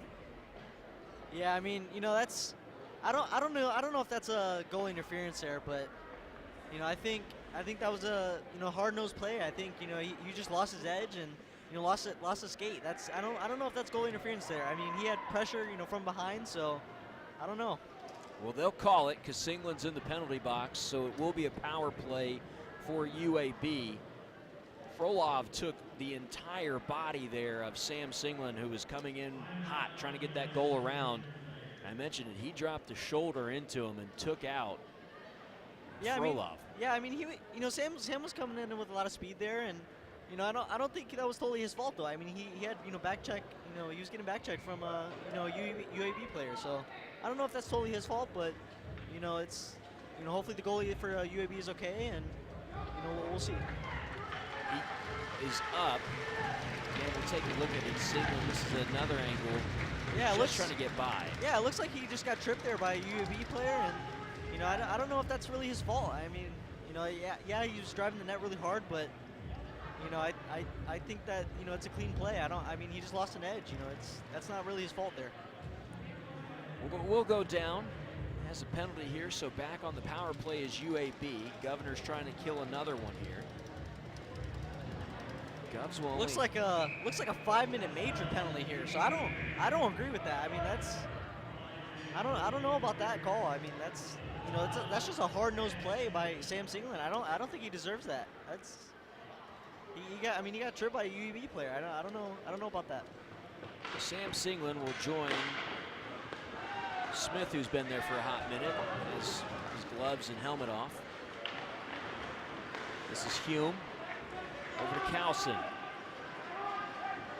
Yeah, if you're Austin Peay, you know, this is a crucial penalty kill because you don't want to give UAB some life here. So that's, you know, this is a great. Looks like that's going to be another one there on the Govs. Bruneau goes right to the box. He knew the moment, and again, I think it was just the elbow comes up and hits kind of in the throat area, and that one's going to get called there. So it'll be another look here, but again. Yeah, looks like it was just an elbowing by Justin Bruneau. You know, that's, you know, if you're Austin Peay, you just gotta stay disciplined. It's, you know, you're up 5-1. You know, there's no need to like play over aggressive. You know, I think, you know, if you're Austin Peay, you're really shooting yourself in the foot with how, you know, this is going. I think they just need to be just more disciplined. 5-1 the lead for Austin Peay. It'll be a 5-on-3 power play here. Austin Peay a chance. This is Lewis. Can Lewis score? Cale Lewis tries to go 5-hole. Good block by Frolov. Now back the other way. 3-on-2. Vertamo. Vertamo skates in, goes by Wells. Wells able to shoulder it off. This is Johnny Hume trying to push this one around. Vertamo's there. Wells gets his hands on it. Yeah, that was a great heads-up play by Dylan Wells there. You know, looked like the UAB player was trying to look for a wraparound. So that was a great job by Dylan Wells, just keeping a heads-up play. You know, playing the pass and looking for a shot in the slot there. So that was a great job. So Vertamo was trying to get that one to go. Govs get a chance to bring in some fresh legs. Connor Breen, he's been the penalty-kill man. He's been the guy that's been able to stop that power play. Yeah, he's a very important player for Austin Peay. You know, he can use his speed and he can use his body to make some hits. So that's he's doing a great job here. Actually, Breen goes out, so he does not come in. He comes in for like a second. They make a substitution. Wells grabs another one though, just plucks it out of the sky. Yeah, Dylan Wells here. You know, I think this has been his best period here in the second period. You know, he's faced a lot of shots and just staying composed here. That's he's doing a great job here. Now Connor Breen will come in, so that will be the substitution that happens. Breen comes in. Gov's going to win this faceoff, trying to push it again. A shot. Wells with another save.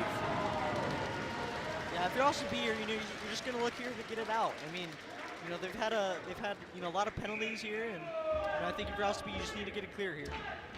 Gov's trying to snap a 4-game losing streak as this one goes high off the glass.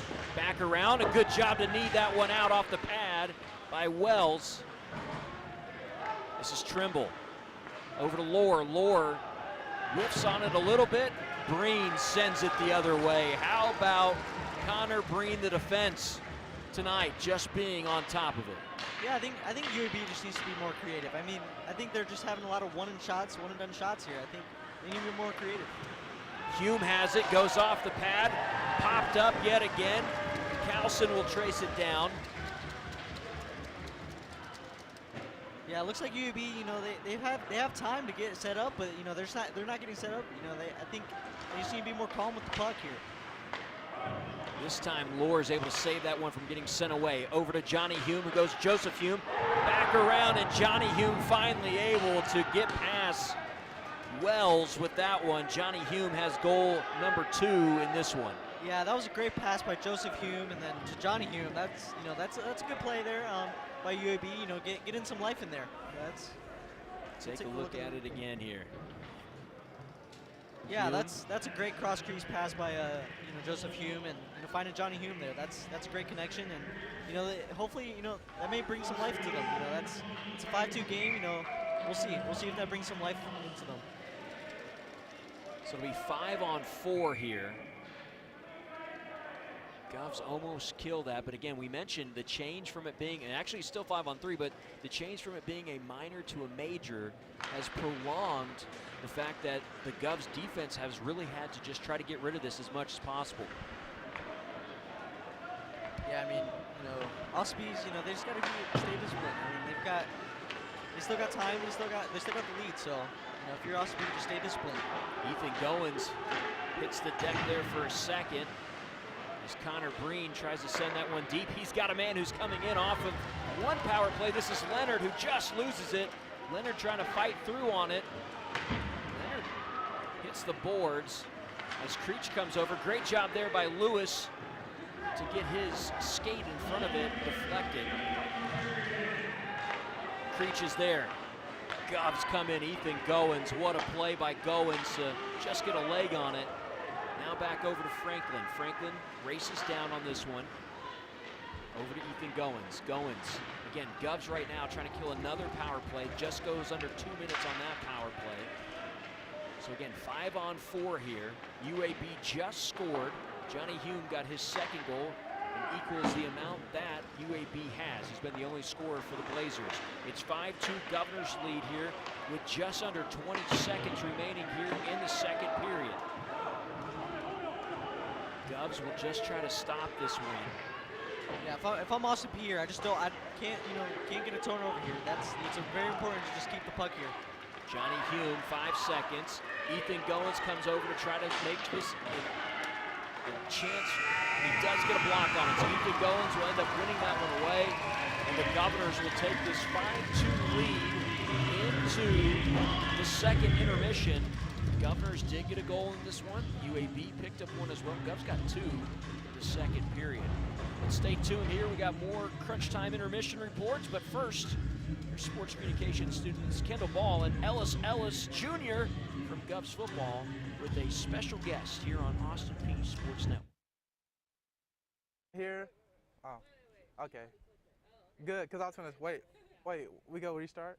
Yeah, we can restart. Wait, I might have to sneeze a minute. Watermelon. Yeah. I mean, I got a couple favorite terms. Yeah, we just kind of go along, and like usually like every once in a while someone will make up a new word that just doesn't really make sense, but it's just kind of funny, and we just go with it for a little bit.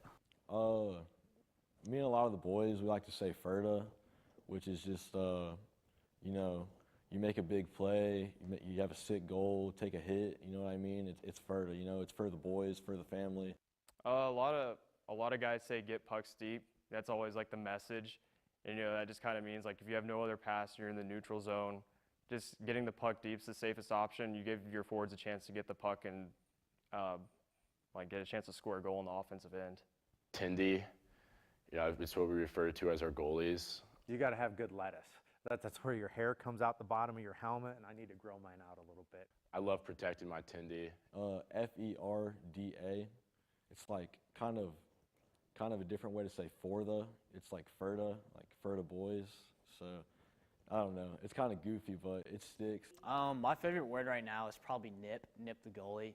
It's basically like when the goalie has his glove up and you score above his glove, or I'll usually say when grandma hides the cookies in the top shelf. It's my favorite one. But I'm gonna grow some lettuce for everybody to be happy in the helmet. Probably a lot of terms that, you know, don't need to be said on camera, but, you know. Hey everyone, welcome to the Crunch Time interview. I'm Kendall Ball. I'm here with Ellis and our guest, FCS Special Teams National Player of the Week, Roman Copeland. How you doing? Doing good, man. How you doing? Man, I'm doing good. I'm glad to have you on the show. But first, you know, we like to, you know, get to know our guests. So tell me about yourself, your backstory. First, let me introduce myself. I'm Roman Copeland Jr. I'm from Chesapeake, Virginia. I'm a transfer from Hampton University. I got my degree in sports management there, so I'm here getting my MBA in human resources here. Oh, that's great to know. You know, Ellis, you know, we've been teammates with Roman, and, you know, we got to meet him this year, his first year on the team, and it's been great getting to know him, you know. So, Roman, you say you're from Hampton University. What is it like transferring, and what that process was like? The biggest thing is the culture-wise, the resources.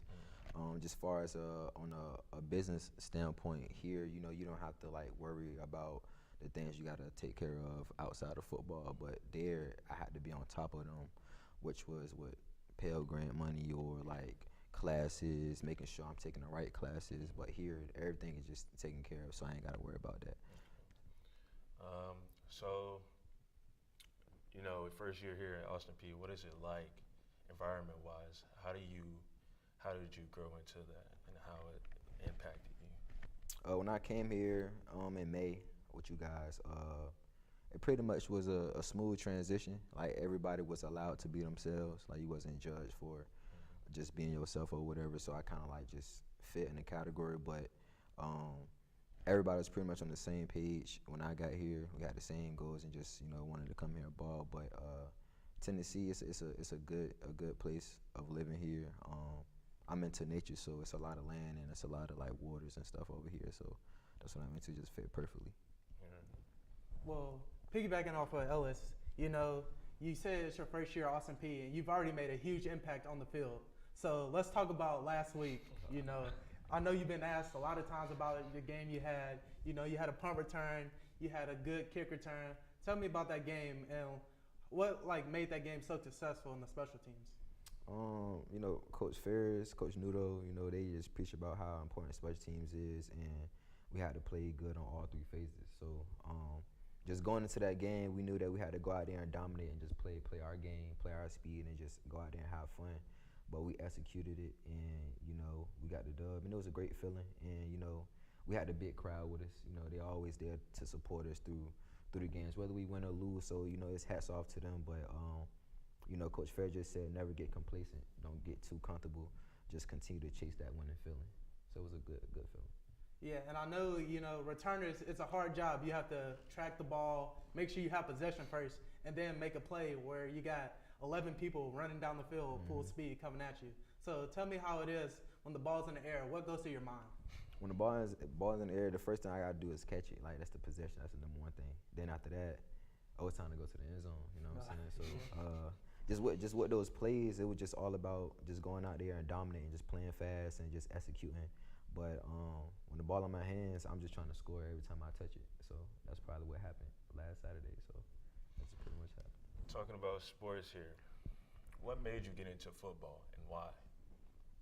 That's a good question. So I've been playing football since I was 3 years old. Ever since I came out the womb, for real, I always had a football in my hand. I was always watching football. I was always just around it. So I decided to take that route because it just made me just be in that standpoint and just be away from everything else. So I put my focus on it and just like look what God did. So I will say, dealing with football, who's one person that impacted you, and how did they impact you when it came to football? It was my little brother. My little brother, I'm his role model. So anytime, even in high school, he see me scoring, he's the first one in the end zone, probably run on the sideline, the most happiest kid ever to see. So that's what really impacted me. Well, that's all we have for the show. And I'd like to thank our guest, Roman Copeland Jr., again, FCS Stats Performer, Special Teams Player of the Week. And I'd also like to thank Ellis for doing this with me. I'm Kendall Ball, and back to y'all.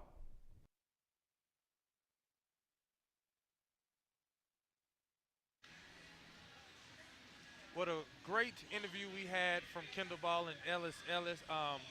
They did a wonderful job interviewing the wide receiver, our star wide receiver. Roman Copeland, baby. That's our star wide receiver. It's a guy you'll see a lot tomorrow afternoon when the Ghosts take on the Utah Tech Trailblazers. And I'm excited for that matchup because not only do we get a chance to come back from a bye week, we also get a chance to stack up 2 wins on the board. But hold on, most important, Dylan Walton, Christian Hunt, this is crunch time on the ice. Ladies and gentlemen, we are excited to talk about some Govs football. So we forgot to introduce ourselves, but like I said, back-to-back wins. We're coming off a bye week. How can we get that back-to-back win happen? Well, right now we're playing Utah Tech, the Trailblazers. We are going out to Utah, so a little bit of a travel situation that you have to overcome. Yep. You got to take a flight. Probably the first time all season they've taken a flight. But right now, this is arguably the best chance the Govs have had to get a win so far this season. We got the win over West Georgia a couple weeks ago. We had a bye week.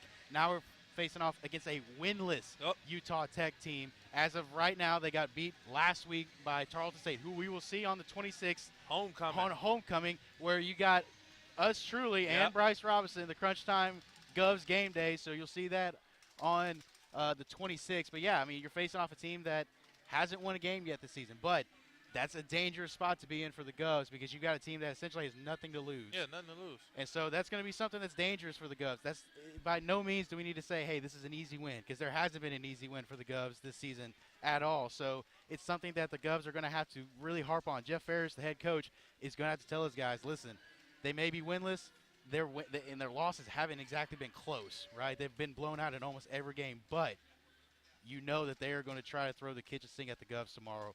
Or at 3 o'clock, I believe, is the kickoff. And at our local time, don't know what that is in Utah time, Mountain time, but it's going to be an interesting game. It's something that me and you are going to be keeping our eyes on. Yep, and one thing that in boxing, I'm a big boxing fan. One thing they like to say when there's a big difference in competition level and big play level is they're still a live dog. Utah Tech is very much a live dog. Just because you 0-7 don't mean you want to finish the season 0-12. That's not completely what we're saying. So they're coming to fight, and they're at home. They just got the doors blown off them against Tarleton State. I want to say 42-10, 42-16. It's 42-zip. Yeah, 42-zip. 42-zip. They didn't even get anything on the board. So they're at least coming to put some points on the board at their home place. They played on the road at Tarleton, right? Yep. So they were, far away. They were in Texas, right? That's not too far. Yeah, but I'm not that good at geography or anything like that. That's why I do sports. But they want to win at home, or if anything, let's make it watchable at home. So that's the one thing. That's their goal. And then if we can get that win, we got homecoming. We got homecoming. We would be coming into homecoming at 3-4 with a chance to get back to 500. Interesting thing for homecoming, they will be honoring the 2019 team that won at the time the OVC champions, right? And our boy Bryce Robinson will be there. He will be there at College Game Day, but he's also reminded us that he will be honored during the game. They'll be bringing on a majority of the players that played in 2019, so that's something to be looking forward to. Something that's really cool, as the Govs have won 3 conference championships in recent years, but that was the one that got things going. First conference championship in over 40 years was the 2019 team. But like you mentioned, Utah Tech, they're essentially, like you mentioned, a dog that's got nothing to lose at this point. And that is a very dangerous place to be. One thing you hear all the time, the most dangerous animal is a cornered animal. And I think right now Utah Tech, they're looking at their situation saying, guys, we got nothing to lose. We don't have a win on the season. Let's try to get a win against a team that they arguably have the best chance to win at their season right now. And then as Austin Peay, we have to stay mindful. This could be big as far as conference play. We get this win here, and then we stack on another win next week. We're not gonna look ahead. Of course, no. We're not gonna look ahead. But let's just play this future game here. We get 2 conference wins heading towards the back end of our schedule. That gives us confidence now. That gives us an utmost of confidence, especially with the 4 weeks we've had. We went to West Georgia on the road, got a win. Now we had a bye this week. Now we go to Utah Tech. Yes, we're going to take a little vacay, but we're also coming down here to do business. Then imagine what you do on homecoming with that environment. You know, the environment in this hockey rink right now is it's incredible. It's outstanding. The DJ is on 10 out of 10, playing all the hits. So just imagine when you get the tailgate for homecoming, when you get the environment, the people, the band, the cheerleaders, the flag team, even every time we score a touchdown, the cannons on the backside go to shooting off. Just imagine the atmosphere if we can complete beating Utah Tech. Yeah, but that's like you mentioned. You said it right there a minute ago. You've got to take care of business first. And they would be at that point if they come into Utah Tech, they go to Utah Tech, they get the win, get to 3-4 on the regular season. They would be going into what they would hope to be their first UAC win home game of the season. They won at home against Alabama A&M, but again, not a conference game. And so, again, you have an opportunity to position yourself to get back to 500. And I think if you're Coach Jeff Ferris, you look at the situation you're in right now. The playoffs are probably out of the picture unless something absolutely wild happens. And Tarleton, UCA, Abilene Christian, they completely fall off the map. So the playoffs are probably out of the picture for them right now. But if you're Coach Ferris, you really want to tell your team to hone in and say, guys, not only let's take it 1 week at a time, but let's attack each challenge. Because this is a challenge for the Govs. Again, I don't want to keep harping on it, but to me, the winless Utah Tech, that means nothing. If anything, that scares me more than anything because, again, a cornered animal is a dangerous animal. But it's going to be interesting. We've got a lot of sports here. Listen, we've got 3 o'clock kickoff for the Govs at Utah Tech. We've got 3 o'clock puck drop here tomorrow as we'll see the Govs again take on the Blazers as they currently lead 5-2. They've been dominating today. We've seen a lot of penalties, though, on the Govs. We've seen a lot of penalties. I mean, they've had multiple 5-on-3 situations, but give them credit. I mean, shoot, our goalie, man, he is killing it. He's out there essentially with no help at times. It's 5-on-3, but he's been killing it. The Govs have been killing it. We'll see them again in action tomorrow, as you'll see it again here on the APSN Sports Network, streaming live. But again, we'll get you updates throughout the intermission tomorrow as the Govs take on Utah Tech. But I know something you're excited for right around the corner, basketball season. Basketball, we're playing basketball. Yeah, right around the corner. Men. And women's. Men and women's. But let's talk about the preseason rankings. They have our Austin Peay Governors, our men's team, ranked 2nd in the ASUN. And our ladies not too far behind. They're coming in at 5th. So we're projected to do pretty well inside of our conference as far as when it comes to basketball season. So I'm excited to see we have a completely brand new men's basketball team, and we have a few returners with a few newcomers for the women's basketball team. So I'm expecting us to live up to those expectations and come ready to play within the next 7 days. Yeah, preseason, like you mentioned, the men's are projected 2nd. I know Coach Gibson, he's probably not too happy that it's 2nd, not first. But I think, one thing early in the preseason, I mean, listen, basketball is one of those weird sports where you have more opportunities, but you really have to find your lineup, right? You have to find your guys. You mentioned, as we see the Blazers about to take the ice, you know, it's something that he's going to have to get used to. He's going to have to find his lineup. You mentioned we have a lot of returns. We also have a lot of guys that we picked up from not only the high school ranks but the portal ranks. Yep. So it's definitely going to be interesting to see. We'll get you more talk about the Govs basketball season upcoming here in a couple weeks. But we got some hockey left. Yep. We got one more intermission. The One Govs more to currently go. lead the Blazers 5-2 as we're going to go ahead and go to commercial break as, again, we see the players coming back on the ice. We will see you tomorrow for Saturday, 3 p.m. puck drop for the crunch time intermission reports for tomorrow. But as of right now, we're going to send it to break. Your unforgettable experience. Be a part of a community of champions. There's a place for you in our winning legacy. Feel the synergy of the Governor's pride. Create memories and victories that will last a lifetime. Your victory starts here. Your college journey begins with unforgettable experiences. Your college journey begins with lifelong friendships. Feel the synergy of the Governor's pride and memories that connect you for a lifetime.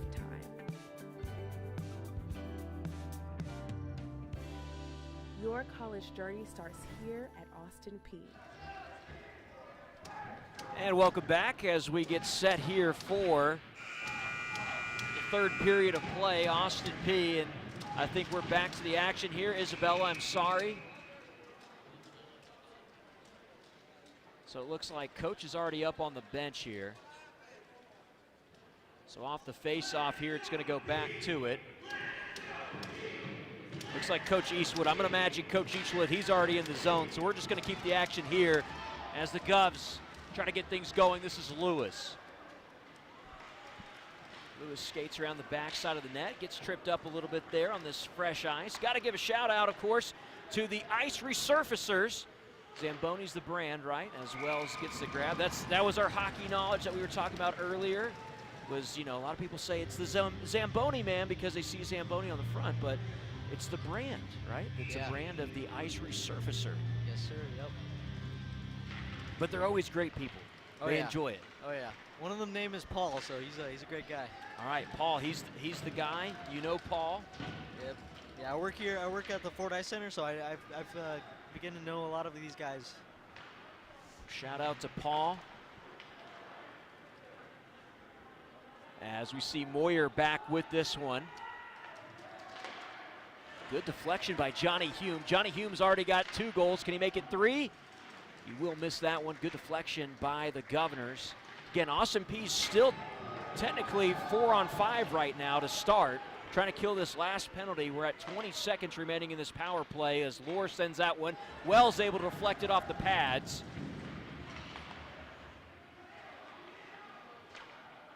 Yeah, that was a great clear by Austin Peay. They needed that. They really needed that clear there for them.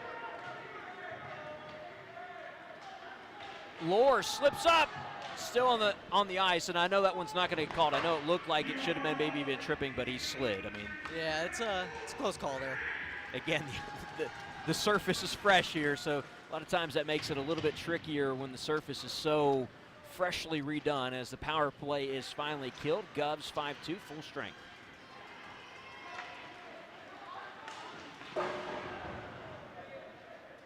So back at it here. Governors. This is Kang who steals it. Kang tries to lay one off to Franklin, can't get to it. Almost a high stick there by Kang. I think he just got away with it because he didn't deflect that one. Yeah, Austin Peay here, you know, they can't have any turnovers. They need to play a clean game from here on out. This is Leonard. Leonard doing a great job to avoid Creech. Kang, though, sticks that one away. So Creech trying to make something happen back on this offensive side, but we see one go high. Is this a chance for Alex Hoke? Hoke racing it down behind the net. Hoke slams into a man on the back ice, or excuse me, on the back glass. Shot towards the goal, just deflected. Oh! And now we see Christensen go down. was a missed call there. That was completely interference. Christensen on the wall over there. Takes a hard hit. Now a little back and forth here between the Governors. Christian goes down again. This one goes back to it. Christian off the right pad. Again, great save there by Frolov. And again, back in front. Governors staying on this attack, trying to push one in. Hoke goes down. And now we'll see what the call is here. Looks like a penalty coming up for UAB. Take a look at the replay here. That was just an uplifting one there by Hoke. Yeah, that was a great clean hit by Alex Hoke there. Maybe there's some confusion on who's supposed to go in. The penalty box is open for UAB. No one is heading that way, though.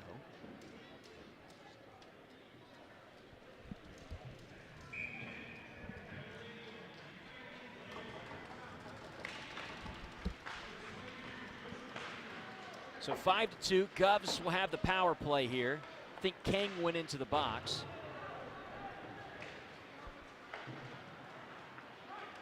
This is Moyer. Yeah, if you're also Peay here, this is a great chance to, take the lead for by 4. So, if you're also Peay, you gotta just settle down and keep control of the puck here. Breen goes with a laser shot. Good block by Frolov. Again, the Governors 5-on-4 currently, trying to get a power play goal here. That's Smith, who you see Leonard jump over it because he knew he was in the way.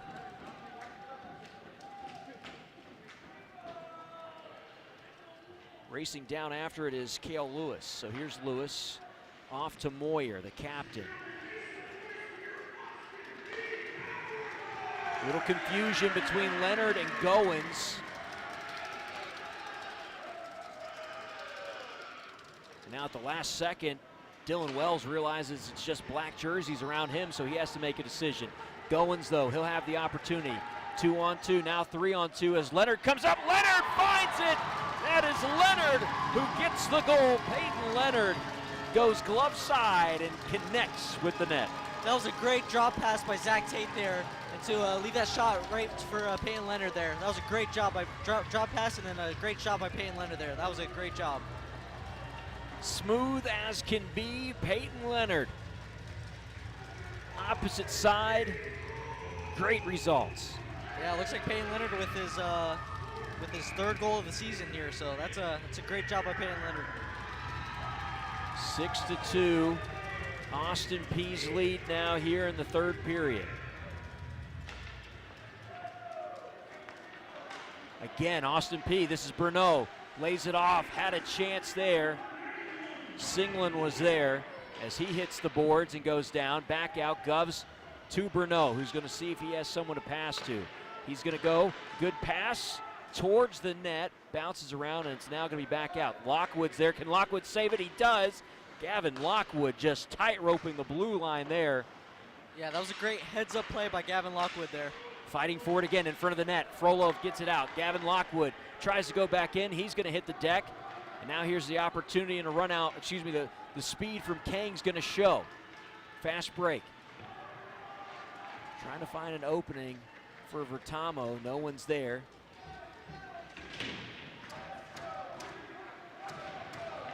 Third period, let's go Peay chance. These Governors faithful have yet to back out of this one. They have been fired up from the start. As the Govs will just send this down.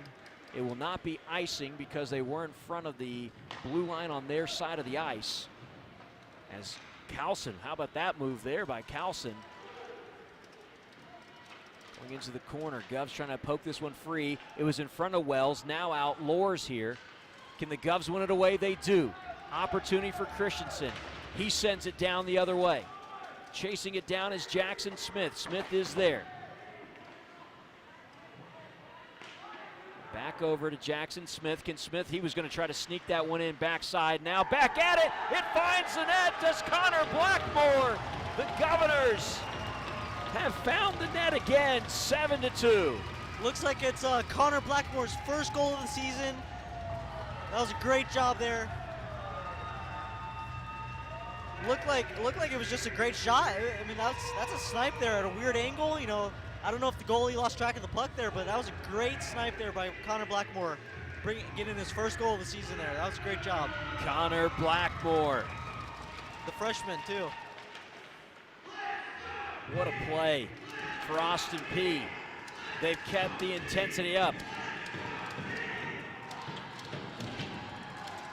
Calson stays with it. Can he get someone? It's going to go out. Governor's with it. This is Jackson Smith again. Smith 2-on-2. He's got Hoke to his left. Goes around to Alex Hoke, who's going to wait for his defenders to get up. Sends it over. This is Smith. Smith had Goins. Smith tries to fire. He's going to hit the deck. Back out. Opportunity for Tate. Jack Tate can't get it to go. Stopped by Frolov. Yeah, it's great to see Jackson Smith back out on the ice there after a long time on the penalty box. It feels like he's been out in the penalty box this whole game, so it's great to see him finally out of the penalty box, and we'll see what his speed can do and hopefully a contribution. Moyer down for the face-off. Franklin wins it. Governor's able to get to it, though. This is Breen. Breen fires one towards goal. Great job defensively there to get in front of it by the Blazers. Now this one will race down, and Cale Lewis has a great angle as Devins, though, comes in with a ton of speed. Looks like a delayed penalty here for UAB. Now they're going to call that on Breen, it looks like, as he heads to the box here.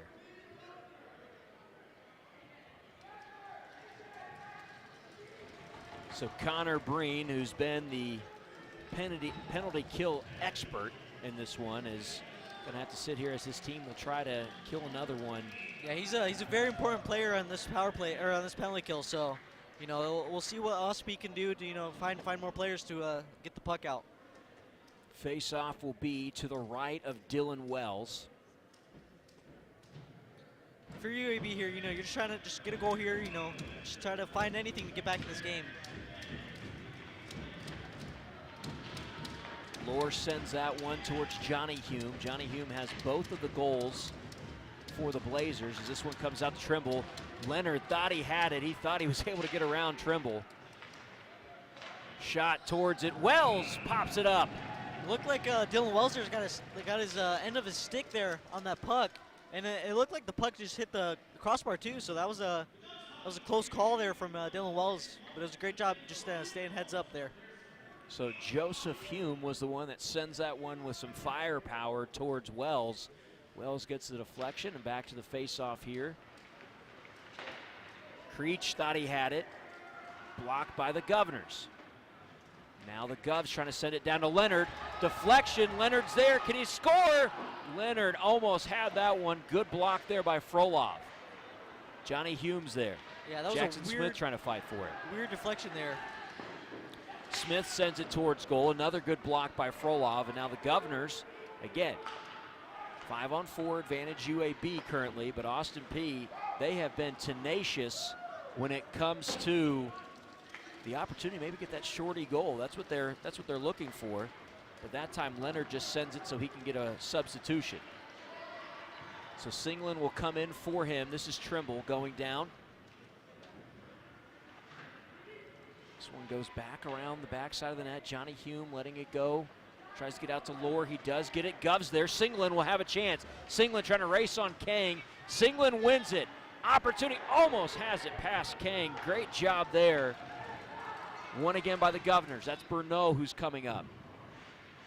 You've got to enjoy, if you're Austin Peay, being on this side of the ice when you're on the opposite side of the power play, as that one's caught, and good save there again by Tate. Yeah, Austin Peay has done a great job, whether on the man advantage or penalty kill. They've done a great job with their speed. Lewis swings it towards the goal. Back out to Lewis. Lewis tries it again. Back on the ice. Another opportunity. Defender falls on it. There is a stick down. That is Trimble's stick. Governors will kill another penalty play here. Looks like the goalie stick is missing too there for UAB. So that's when you want to be advantageous, huh? Try to get it when there's the only opportunity you have is the glove and a hand. Yeah, I think Austin Peay has done a great job. Whether they're on the man advantage or penalty kill, they've done a great job just peppering shots on their goalie, and they've done a great job just playmaking. Here's Lewis. Shot towards the goal. Good job to arm that one out with the arm pad. of Frolov. And again, Frolov could have caught that one. He probably should have. But able to clear it out as UAB. And now here comes Austin Peay again. There's Lewis. Does a great job to make sure everyone's onside before crossing the blue line. As this one will go the other way. Trying to lay that one around Wells, and Wells, does he stop it? I think he's just sitting on it at this point. He was. So Dylan Wells, he's used the glove, he's used the stick, he's used his pads. Now he's used his rear to stop it. Yeah, I mean, Dylan Wells doing it all. You know, he's played a great game. You know, that was a great move and a trickery move there by UAB. So that's a great job, heads up play by Dylan Wells. UAB wins the faceoff here. Swens one as quick as possible over to Wells. He gets another good block. Here comes the Govs. That's Leonard. Leonard has a touch on it. He's now going to avoid the defender. Now behind the net. Takes a little bit of a shot there, but able to stay with it does Leonard. Now the shot towards the goal. Austin Peay has a player there. It bounces over the net. That was Moyer who had the chance to deflect it. The Govs trying to collide on the side. Throwing the body was Roadhamel. Oh, that's... And a chance there. I thought maybe we would see maybe a little bit of a trip there. But no call, and now racing back towards it is Leonard. Goins is there. Ethan Goins pops it forward, has to avoid the official. So does Leonard. Ethan Goins working in front, trying to go past. Ethan Goins, does he sneak it by? I believe he does. Goal number 2 for Ethan Goins. That was a great move there by Ethan Goins. You know, going cross crease. That was a great job there. You know, avoiding the officials and you know, getting a cross crease. You know, without that little move there, that goal would not have happened. So that's a great heads-up play by Ethan Goins there. I believe Frolov maybe was trying to get some sort of interference call, but Ethan Goins does everything possible to avoid him, like you mentioned, and just goes around the crease and sneaks one past. Sometimes that's what, you know, you have players that they're feeling it, right? He has the most points scored today, obviously, with his second goal, but just to have that ability to just know where he needed to be. Again, avoiding the official along the way, dancing around the side, and then working in front of the goalie there. Yeah. Absolutely fantastic play. Yeah, I mean, not to mention too, if you had ran in the goalie there, you know, that would have been goalie interference. So that's a great heads-up play, just moving around the goalie there. Govs lead 8-2, 8:50 remaining here in Clarksville in Game 1 of this 2-game series. We back at it 3 o'clock tomorrow between these two squads as Austin Peay and UAB face off again. Govs, of course, I mentioned we're trying to snap that 4-game losing streak, and you got to think Coach Kane Eastwood, he's probably fired up to have this score right now with these last 8.5 minutes remaining. Yeah, I mean, this is a great, you know, great lead for Austin Peay, you know, after you know, struggling a bit in UT Knox and against Ole Miss. So this is a great great comeback for them, you know, to get things back on the track. Puck goes high. Breen's there, is able to save it. Connor Breen sends it over. There's Smith. Jackson Smith was in front of it. Christensen loses it. And now Austin Peay will be able to track this one down, and that's Connor Breen who's going to chase it. Hand goes up, icing. Yeah, if I'm UAB here, you know, just got to stay out of the box and, you know, just stay disciplined. You know, you're already down 6, you know, by 6 goals, so, you know, I think there's really nothing much, you know, they can do here, but, you know, I think they just got to keep, you know, stay disciplined. You know, just find anything to just find a positive here. You know, it's tough. Shot by Singland goes high, and that will be another face-off here. Singland with the absolute rocket towards Frolov, and all he could do is try to put his body in front of it. Yeah, UAB's goalie Frolov, he's done a great job. You know, it's 49 shots on goal, so I mean he's done a great job just keeping his team in it. But you know, there's only so much you can do here. Singland sends that one to Lewis. Lewis is going to win it in front of the boards. Here's Lewis trying to drop over. Singland's there. Can he get it across? He sends it. Christensen was there. Still fighting for it is Smith. It's going to roll out to Breen. Breen shot towards it. Bounces off the pulse there as it goes around. Looked like Jackson Smith was trying to go between the legs there. Breen again. They say it's good. Can Connor Breen chase this one down? He's trying to squeeze through there. He does keep it. Christensen. Shot bounces off. Lewis is there. Lewis trying to fight for it. Govs will have to retreat here as that one goes across the blue line. Couple head fakes there from Jackson Smith, trying to keep him on the toes. Speaking of Jackson Smith, he's back on the attack here. Fires that one towards goal, just goes around, had the opportunity, did Singland again. Christensen with it now. Here comes Christensen. Lays that one off. Singland was there, so was Breen. Back over, Singland. He's looking for someone to pass to. Governors have a couple bodies there. Smith's there. Jackson Smith off the post again. Governors still trying to sneak one in. Frolov has been there. Now Christensen out to Breen. Breen, good move, sends it high. Cale Lewis is going to be there. Lewis, a good fake on the defender. Now works behind the net, loses that one though. UAB has the opportunity, swings it back over. Kang's going to chase it down. That will be an icing call. Arno, whoa, arm went up here. I thought we were going to get it, but Kang chases it down. Yeah, UAB's player beat Austin Peay to the puck there, so it's no icing there. Now here's Smith again. Loses that one. Great job by Johnny Hume to affect the pass from Smith where he was trying to go. Blazers on the attack here, trail 8-2. Good job by Cale Lewis to come over and affect that pass. Cowson has a chance, lays it off.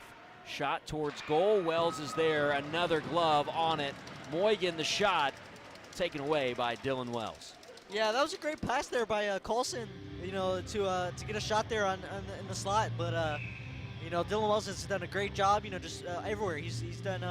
He's had eyes all over the place. So he's done a great job of stopping everything. Face-off coming. One over by UAB. Bertamo sends it over to Joseph Hume. Again, trying to flip it up was Vertamo. He's trapped over in front of the Governor's bench by Hoke. That was a great clear there by number 23, Blake Rodehamel, just getting the puck out. Gov still trying to attack. This is Bruneau. Bruneau has the opportunity, just loses it. Joseph Hume comes in to affect the stick. Now Cowson, good move. Can he get past the defenders? No. Great job there by Austin Peay to come over and get the stop. We've seen Cowson for UAB. You know, he's been all over the place. He's a big guy, but he has really good hands, and you know, he's been all over the place getting shots on net. That one goes behind the blue line. Johnny Hume was looking to try to pass it forward and realized he couldn't. As Vertamo is going to send this one around over to Joseph Hume. Hume trying to get it to Johnny Hume, and it is caught up, and now a little pushing and shoving, and this is where we're going to see maybe some gloves coming off. Officials get in just in time. We saw some elbows and some arms flailing. Yeah, it looked like you know, Austin Peay didn't like the poke checks, you know, from against the goalie there from Dylan Wells. So, you know, if you're Austin Peay, that's good, you know, having your teammates back there. But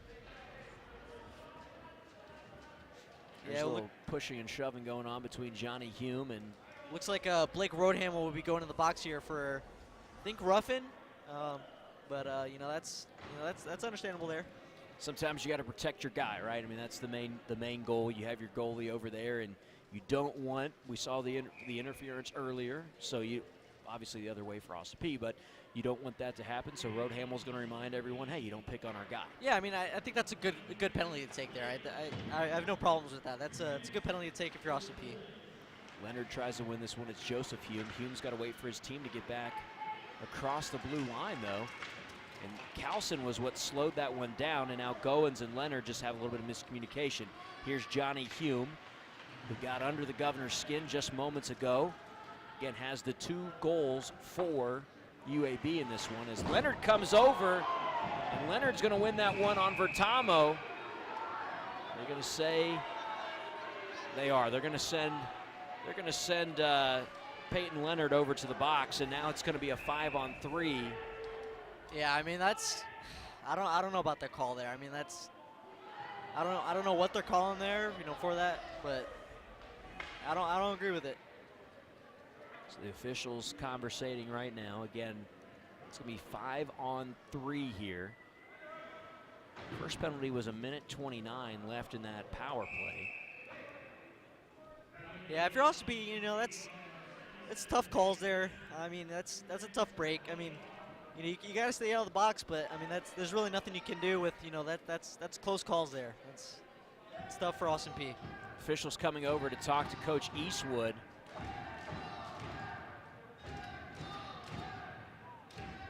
Kane Eastwood I believe the officials were talking about his coaching staff more than likely. I think that's what the conversation was to talk to the coaches, tell them to calm down a little bit here in this contest. Again, 4:16 remaining. It's 5-on-3 for at least 3:29. As this one will slide. Yeah, if you're UAB here, just try to control the puck. Just have some sort of positive for them. Ethan Goins, a good job to flip that one up. So here's Lore. That was a great job by 87 Hume to stay on sides. Ethan Goins chasing this one down. Trimble's on him. He's trying to slide over. Oh. Goins hits the deck, and there comes the arm up there. Ethan Goins. Yeah, it was either hooking or that boarding call there. I mean, that looks like a retaliation. UAB's having a tough time. It's just a complete shove. Yeah, I mean, he could have been called for holding, hooking. I mean, there's a lot that he could have been called for, but it's going to be cross-checking for them. So it'll be 4-on-3. Yeah, I mean, UAB, it's just a frustration penalty. I mean, they're down six goals. I mean, there's really nothing they can do. I mean, it's just a frustration penalty if you're UAB. So believe it or not, the Governors will have at least 31 seconds of a penalty or a power play after their 2 power plays go away here. As Breen is dancing around, he's going to slip that one over. That's Lewis. Lewis gets it. Smith, and Jackson Smith sneaks it in. You always love a good shorty goal, and we have one here by Jackson Smith. Yeah, that was a great look there by Cale Lewis, and then Jackson Smith with the great goal, tip goal. I mean, that's a phenomenal goal there. Jackson Smith right there, poked right off the back of the skate of Frolov. Yeah, Jackson Smith using his long reach there. I mean, that's a great heads-up play by Jackson Smith just to have his stick on the puck there. That's a great job. So Austin Peay will still have 3 players on the ice, but they lead 9-2 with about 3.5 minutes remaining here in the contest. Yeah, I mean, that for UAB, that's a crusher. I mean, you're trying to keep the score down, and now it's up 7. So that's a crusher for UAB. They're gonna try to find some sort of positive here. I mean, that's to lead in the next game, and we'll see what they can do next game. But it's tough. Heard a little bit of the shorty chant coming out as Austin Peay will bring. Looks like someone else is going to go into the box for the Governors. Maybe they're talking. Well, no, that is Alex Snow who enters the box. So looks like another penalty here. I mean, it's been a penalty galore here. I mean, this is kind of crazy. Starting to fill up in the box for the Governors as Cale Lewis has it.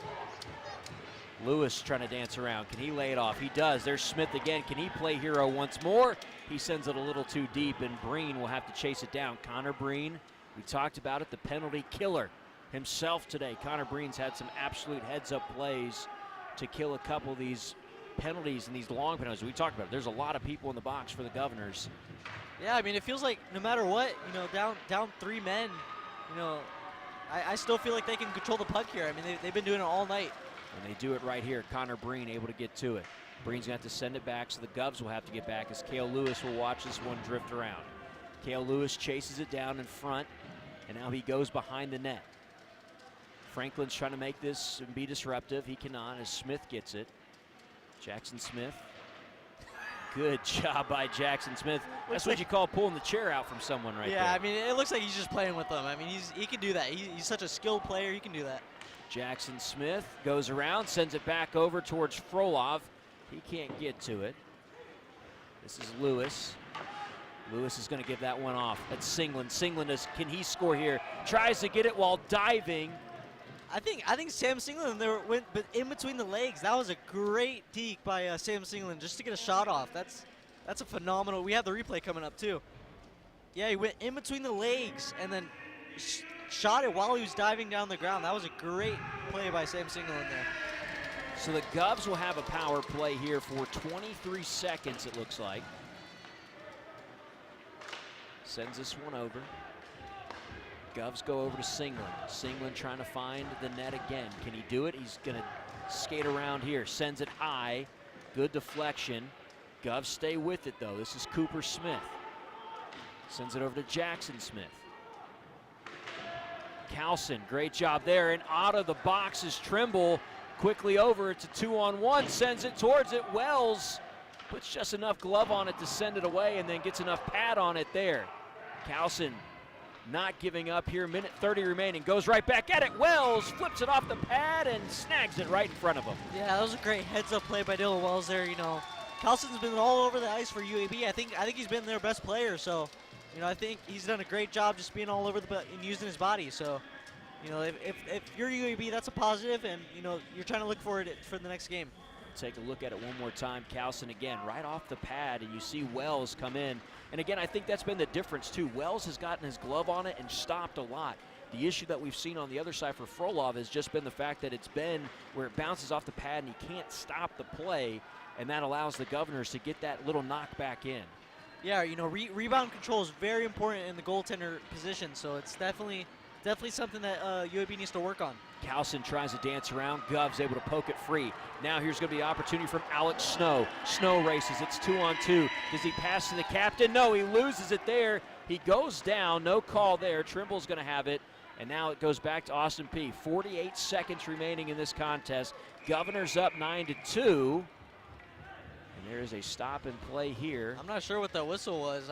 It looked clean for onside there, but looks like number 47 for UAB, Loans, will be going to the box. Well, the Govs will have a power play now for the last 44 seconds. Austin Peay leading 9-2. Don't forget, game 2 tomorrow. And also don't forget all Govs hockey games all season long on the Austin Peay Sports Network. Check it out. It'll be streaming live every home game on YouTube, Austin Peay's YouTube. So make sure you check that out as Wells able to get a little bit of a stick on that one. It's going to bounce out. Now here's Ethan Goins. 30 seconds remaining. Taking some hits from Hume. He dances around. Takes a little bit of the body there from the older Hume. There's Moyer. Moyer just going to get stuck. Finally gets it out. Goins goes. Govs have Bruneau open. 8 seconds. Try to go to Moyer. This one's out. Joseph Hume. Govs step back in front of it. Time will expire. The horns will sound. And the Governors snap a 4-game losing streak as Austin Peay defeats UAB in game 1 of 2 here in Clarksville, 9-2. Casey, what a fantastic game. You get your shout outs over here as Christensen comes over and says, hey man, how about it? How about this game? Yeah, you know, Jeff played a great game, and so did all the whole team. You know, they've done a really good job, you know, keeping the pace and keeping the speed. So it was a great win for Austin Peay, you know, getting back on track, you know, losing, you know, couple games, you know, 4 straight games. So that's a great job by Austin Peay there. Well, the teams will go ahead and line up and shake hands here. They'll repeat this tomorrow. Casey, you and I are going to repeat this tomorrow. We're going to have this one again here as the Governors and the Blazers will meet once more. Casey, I appreciate you there. Give a shout out to Isabella Christensen, the 3rd member of our team as well. Thank her for what she did earlier on. Had that great interview with Coach there in the intermission. Of course, shout out to Steve Sawyer, Barry Gresham, and our crew here at Austin Peay. Today's game has been produced by the sports communications students from the Austin Peay State University Department of Communication. This has been a presentation of the Austin Peay Sports Network.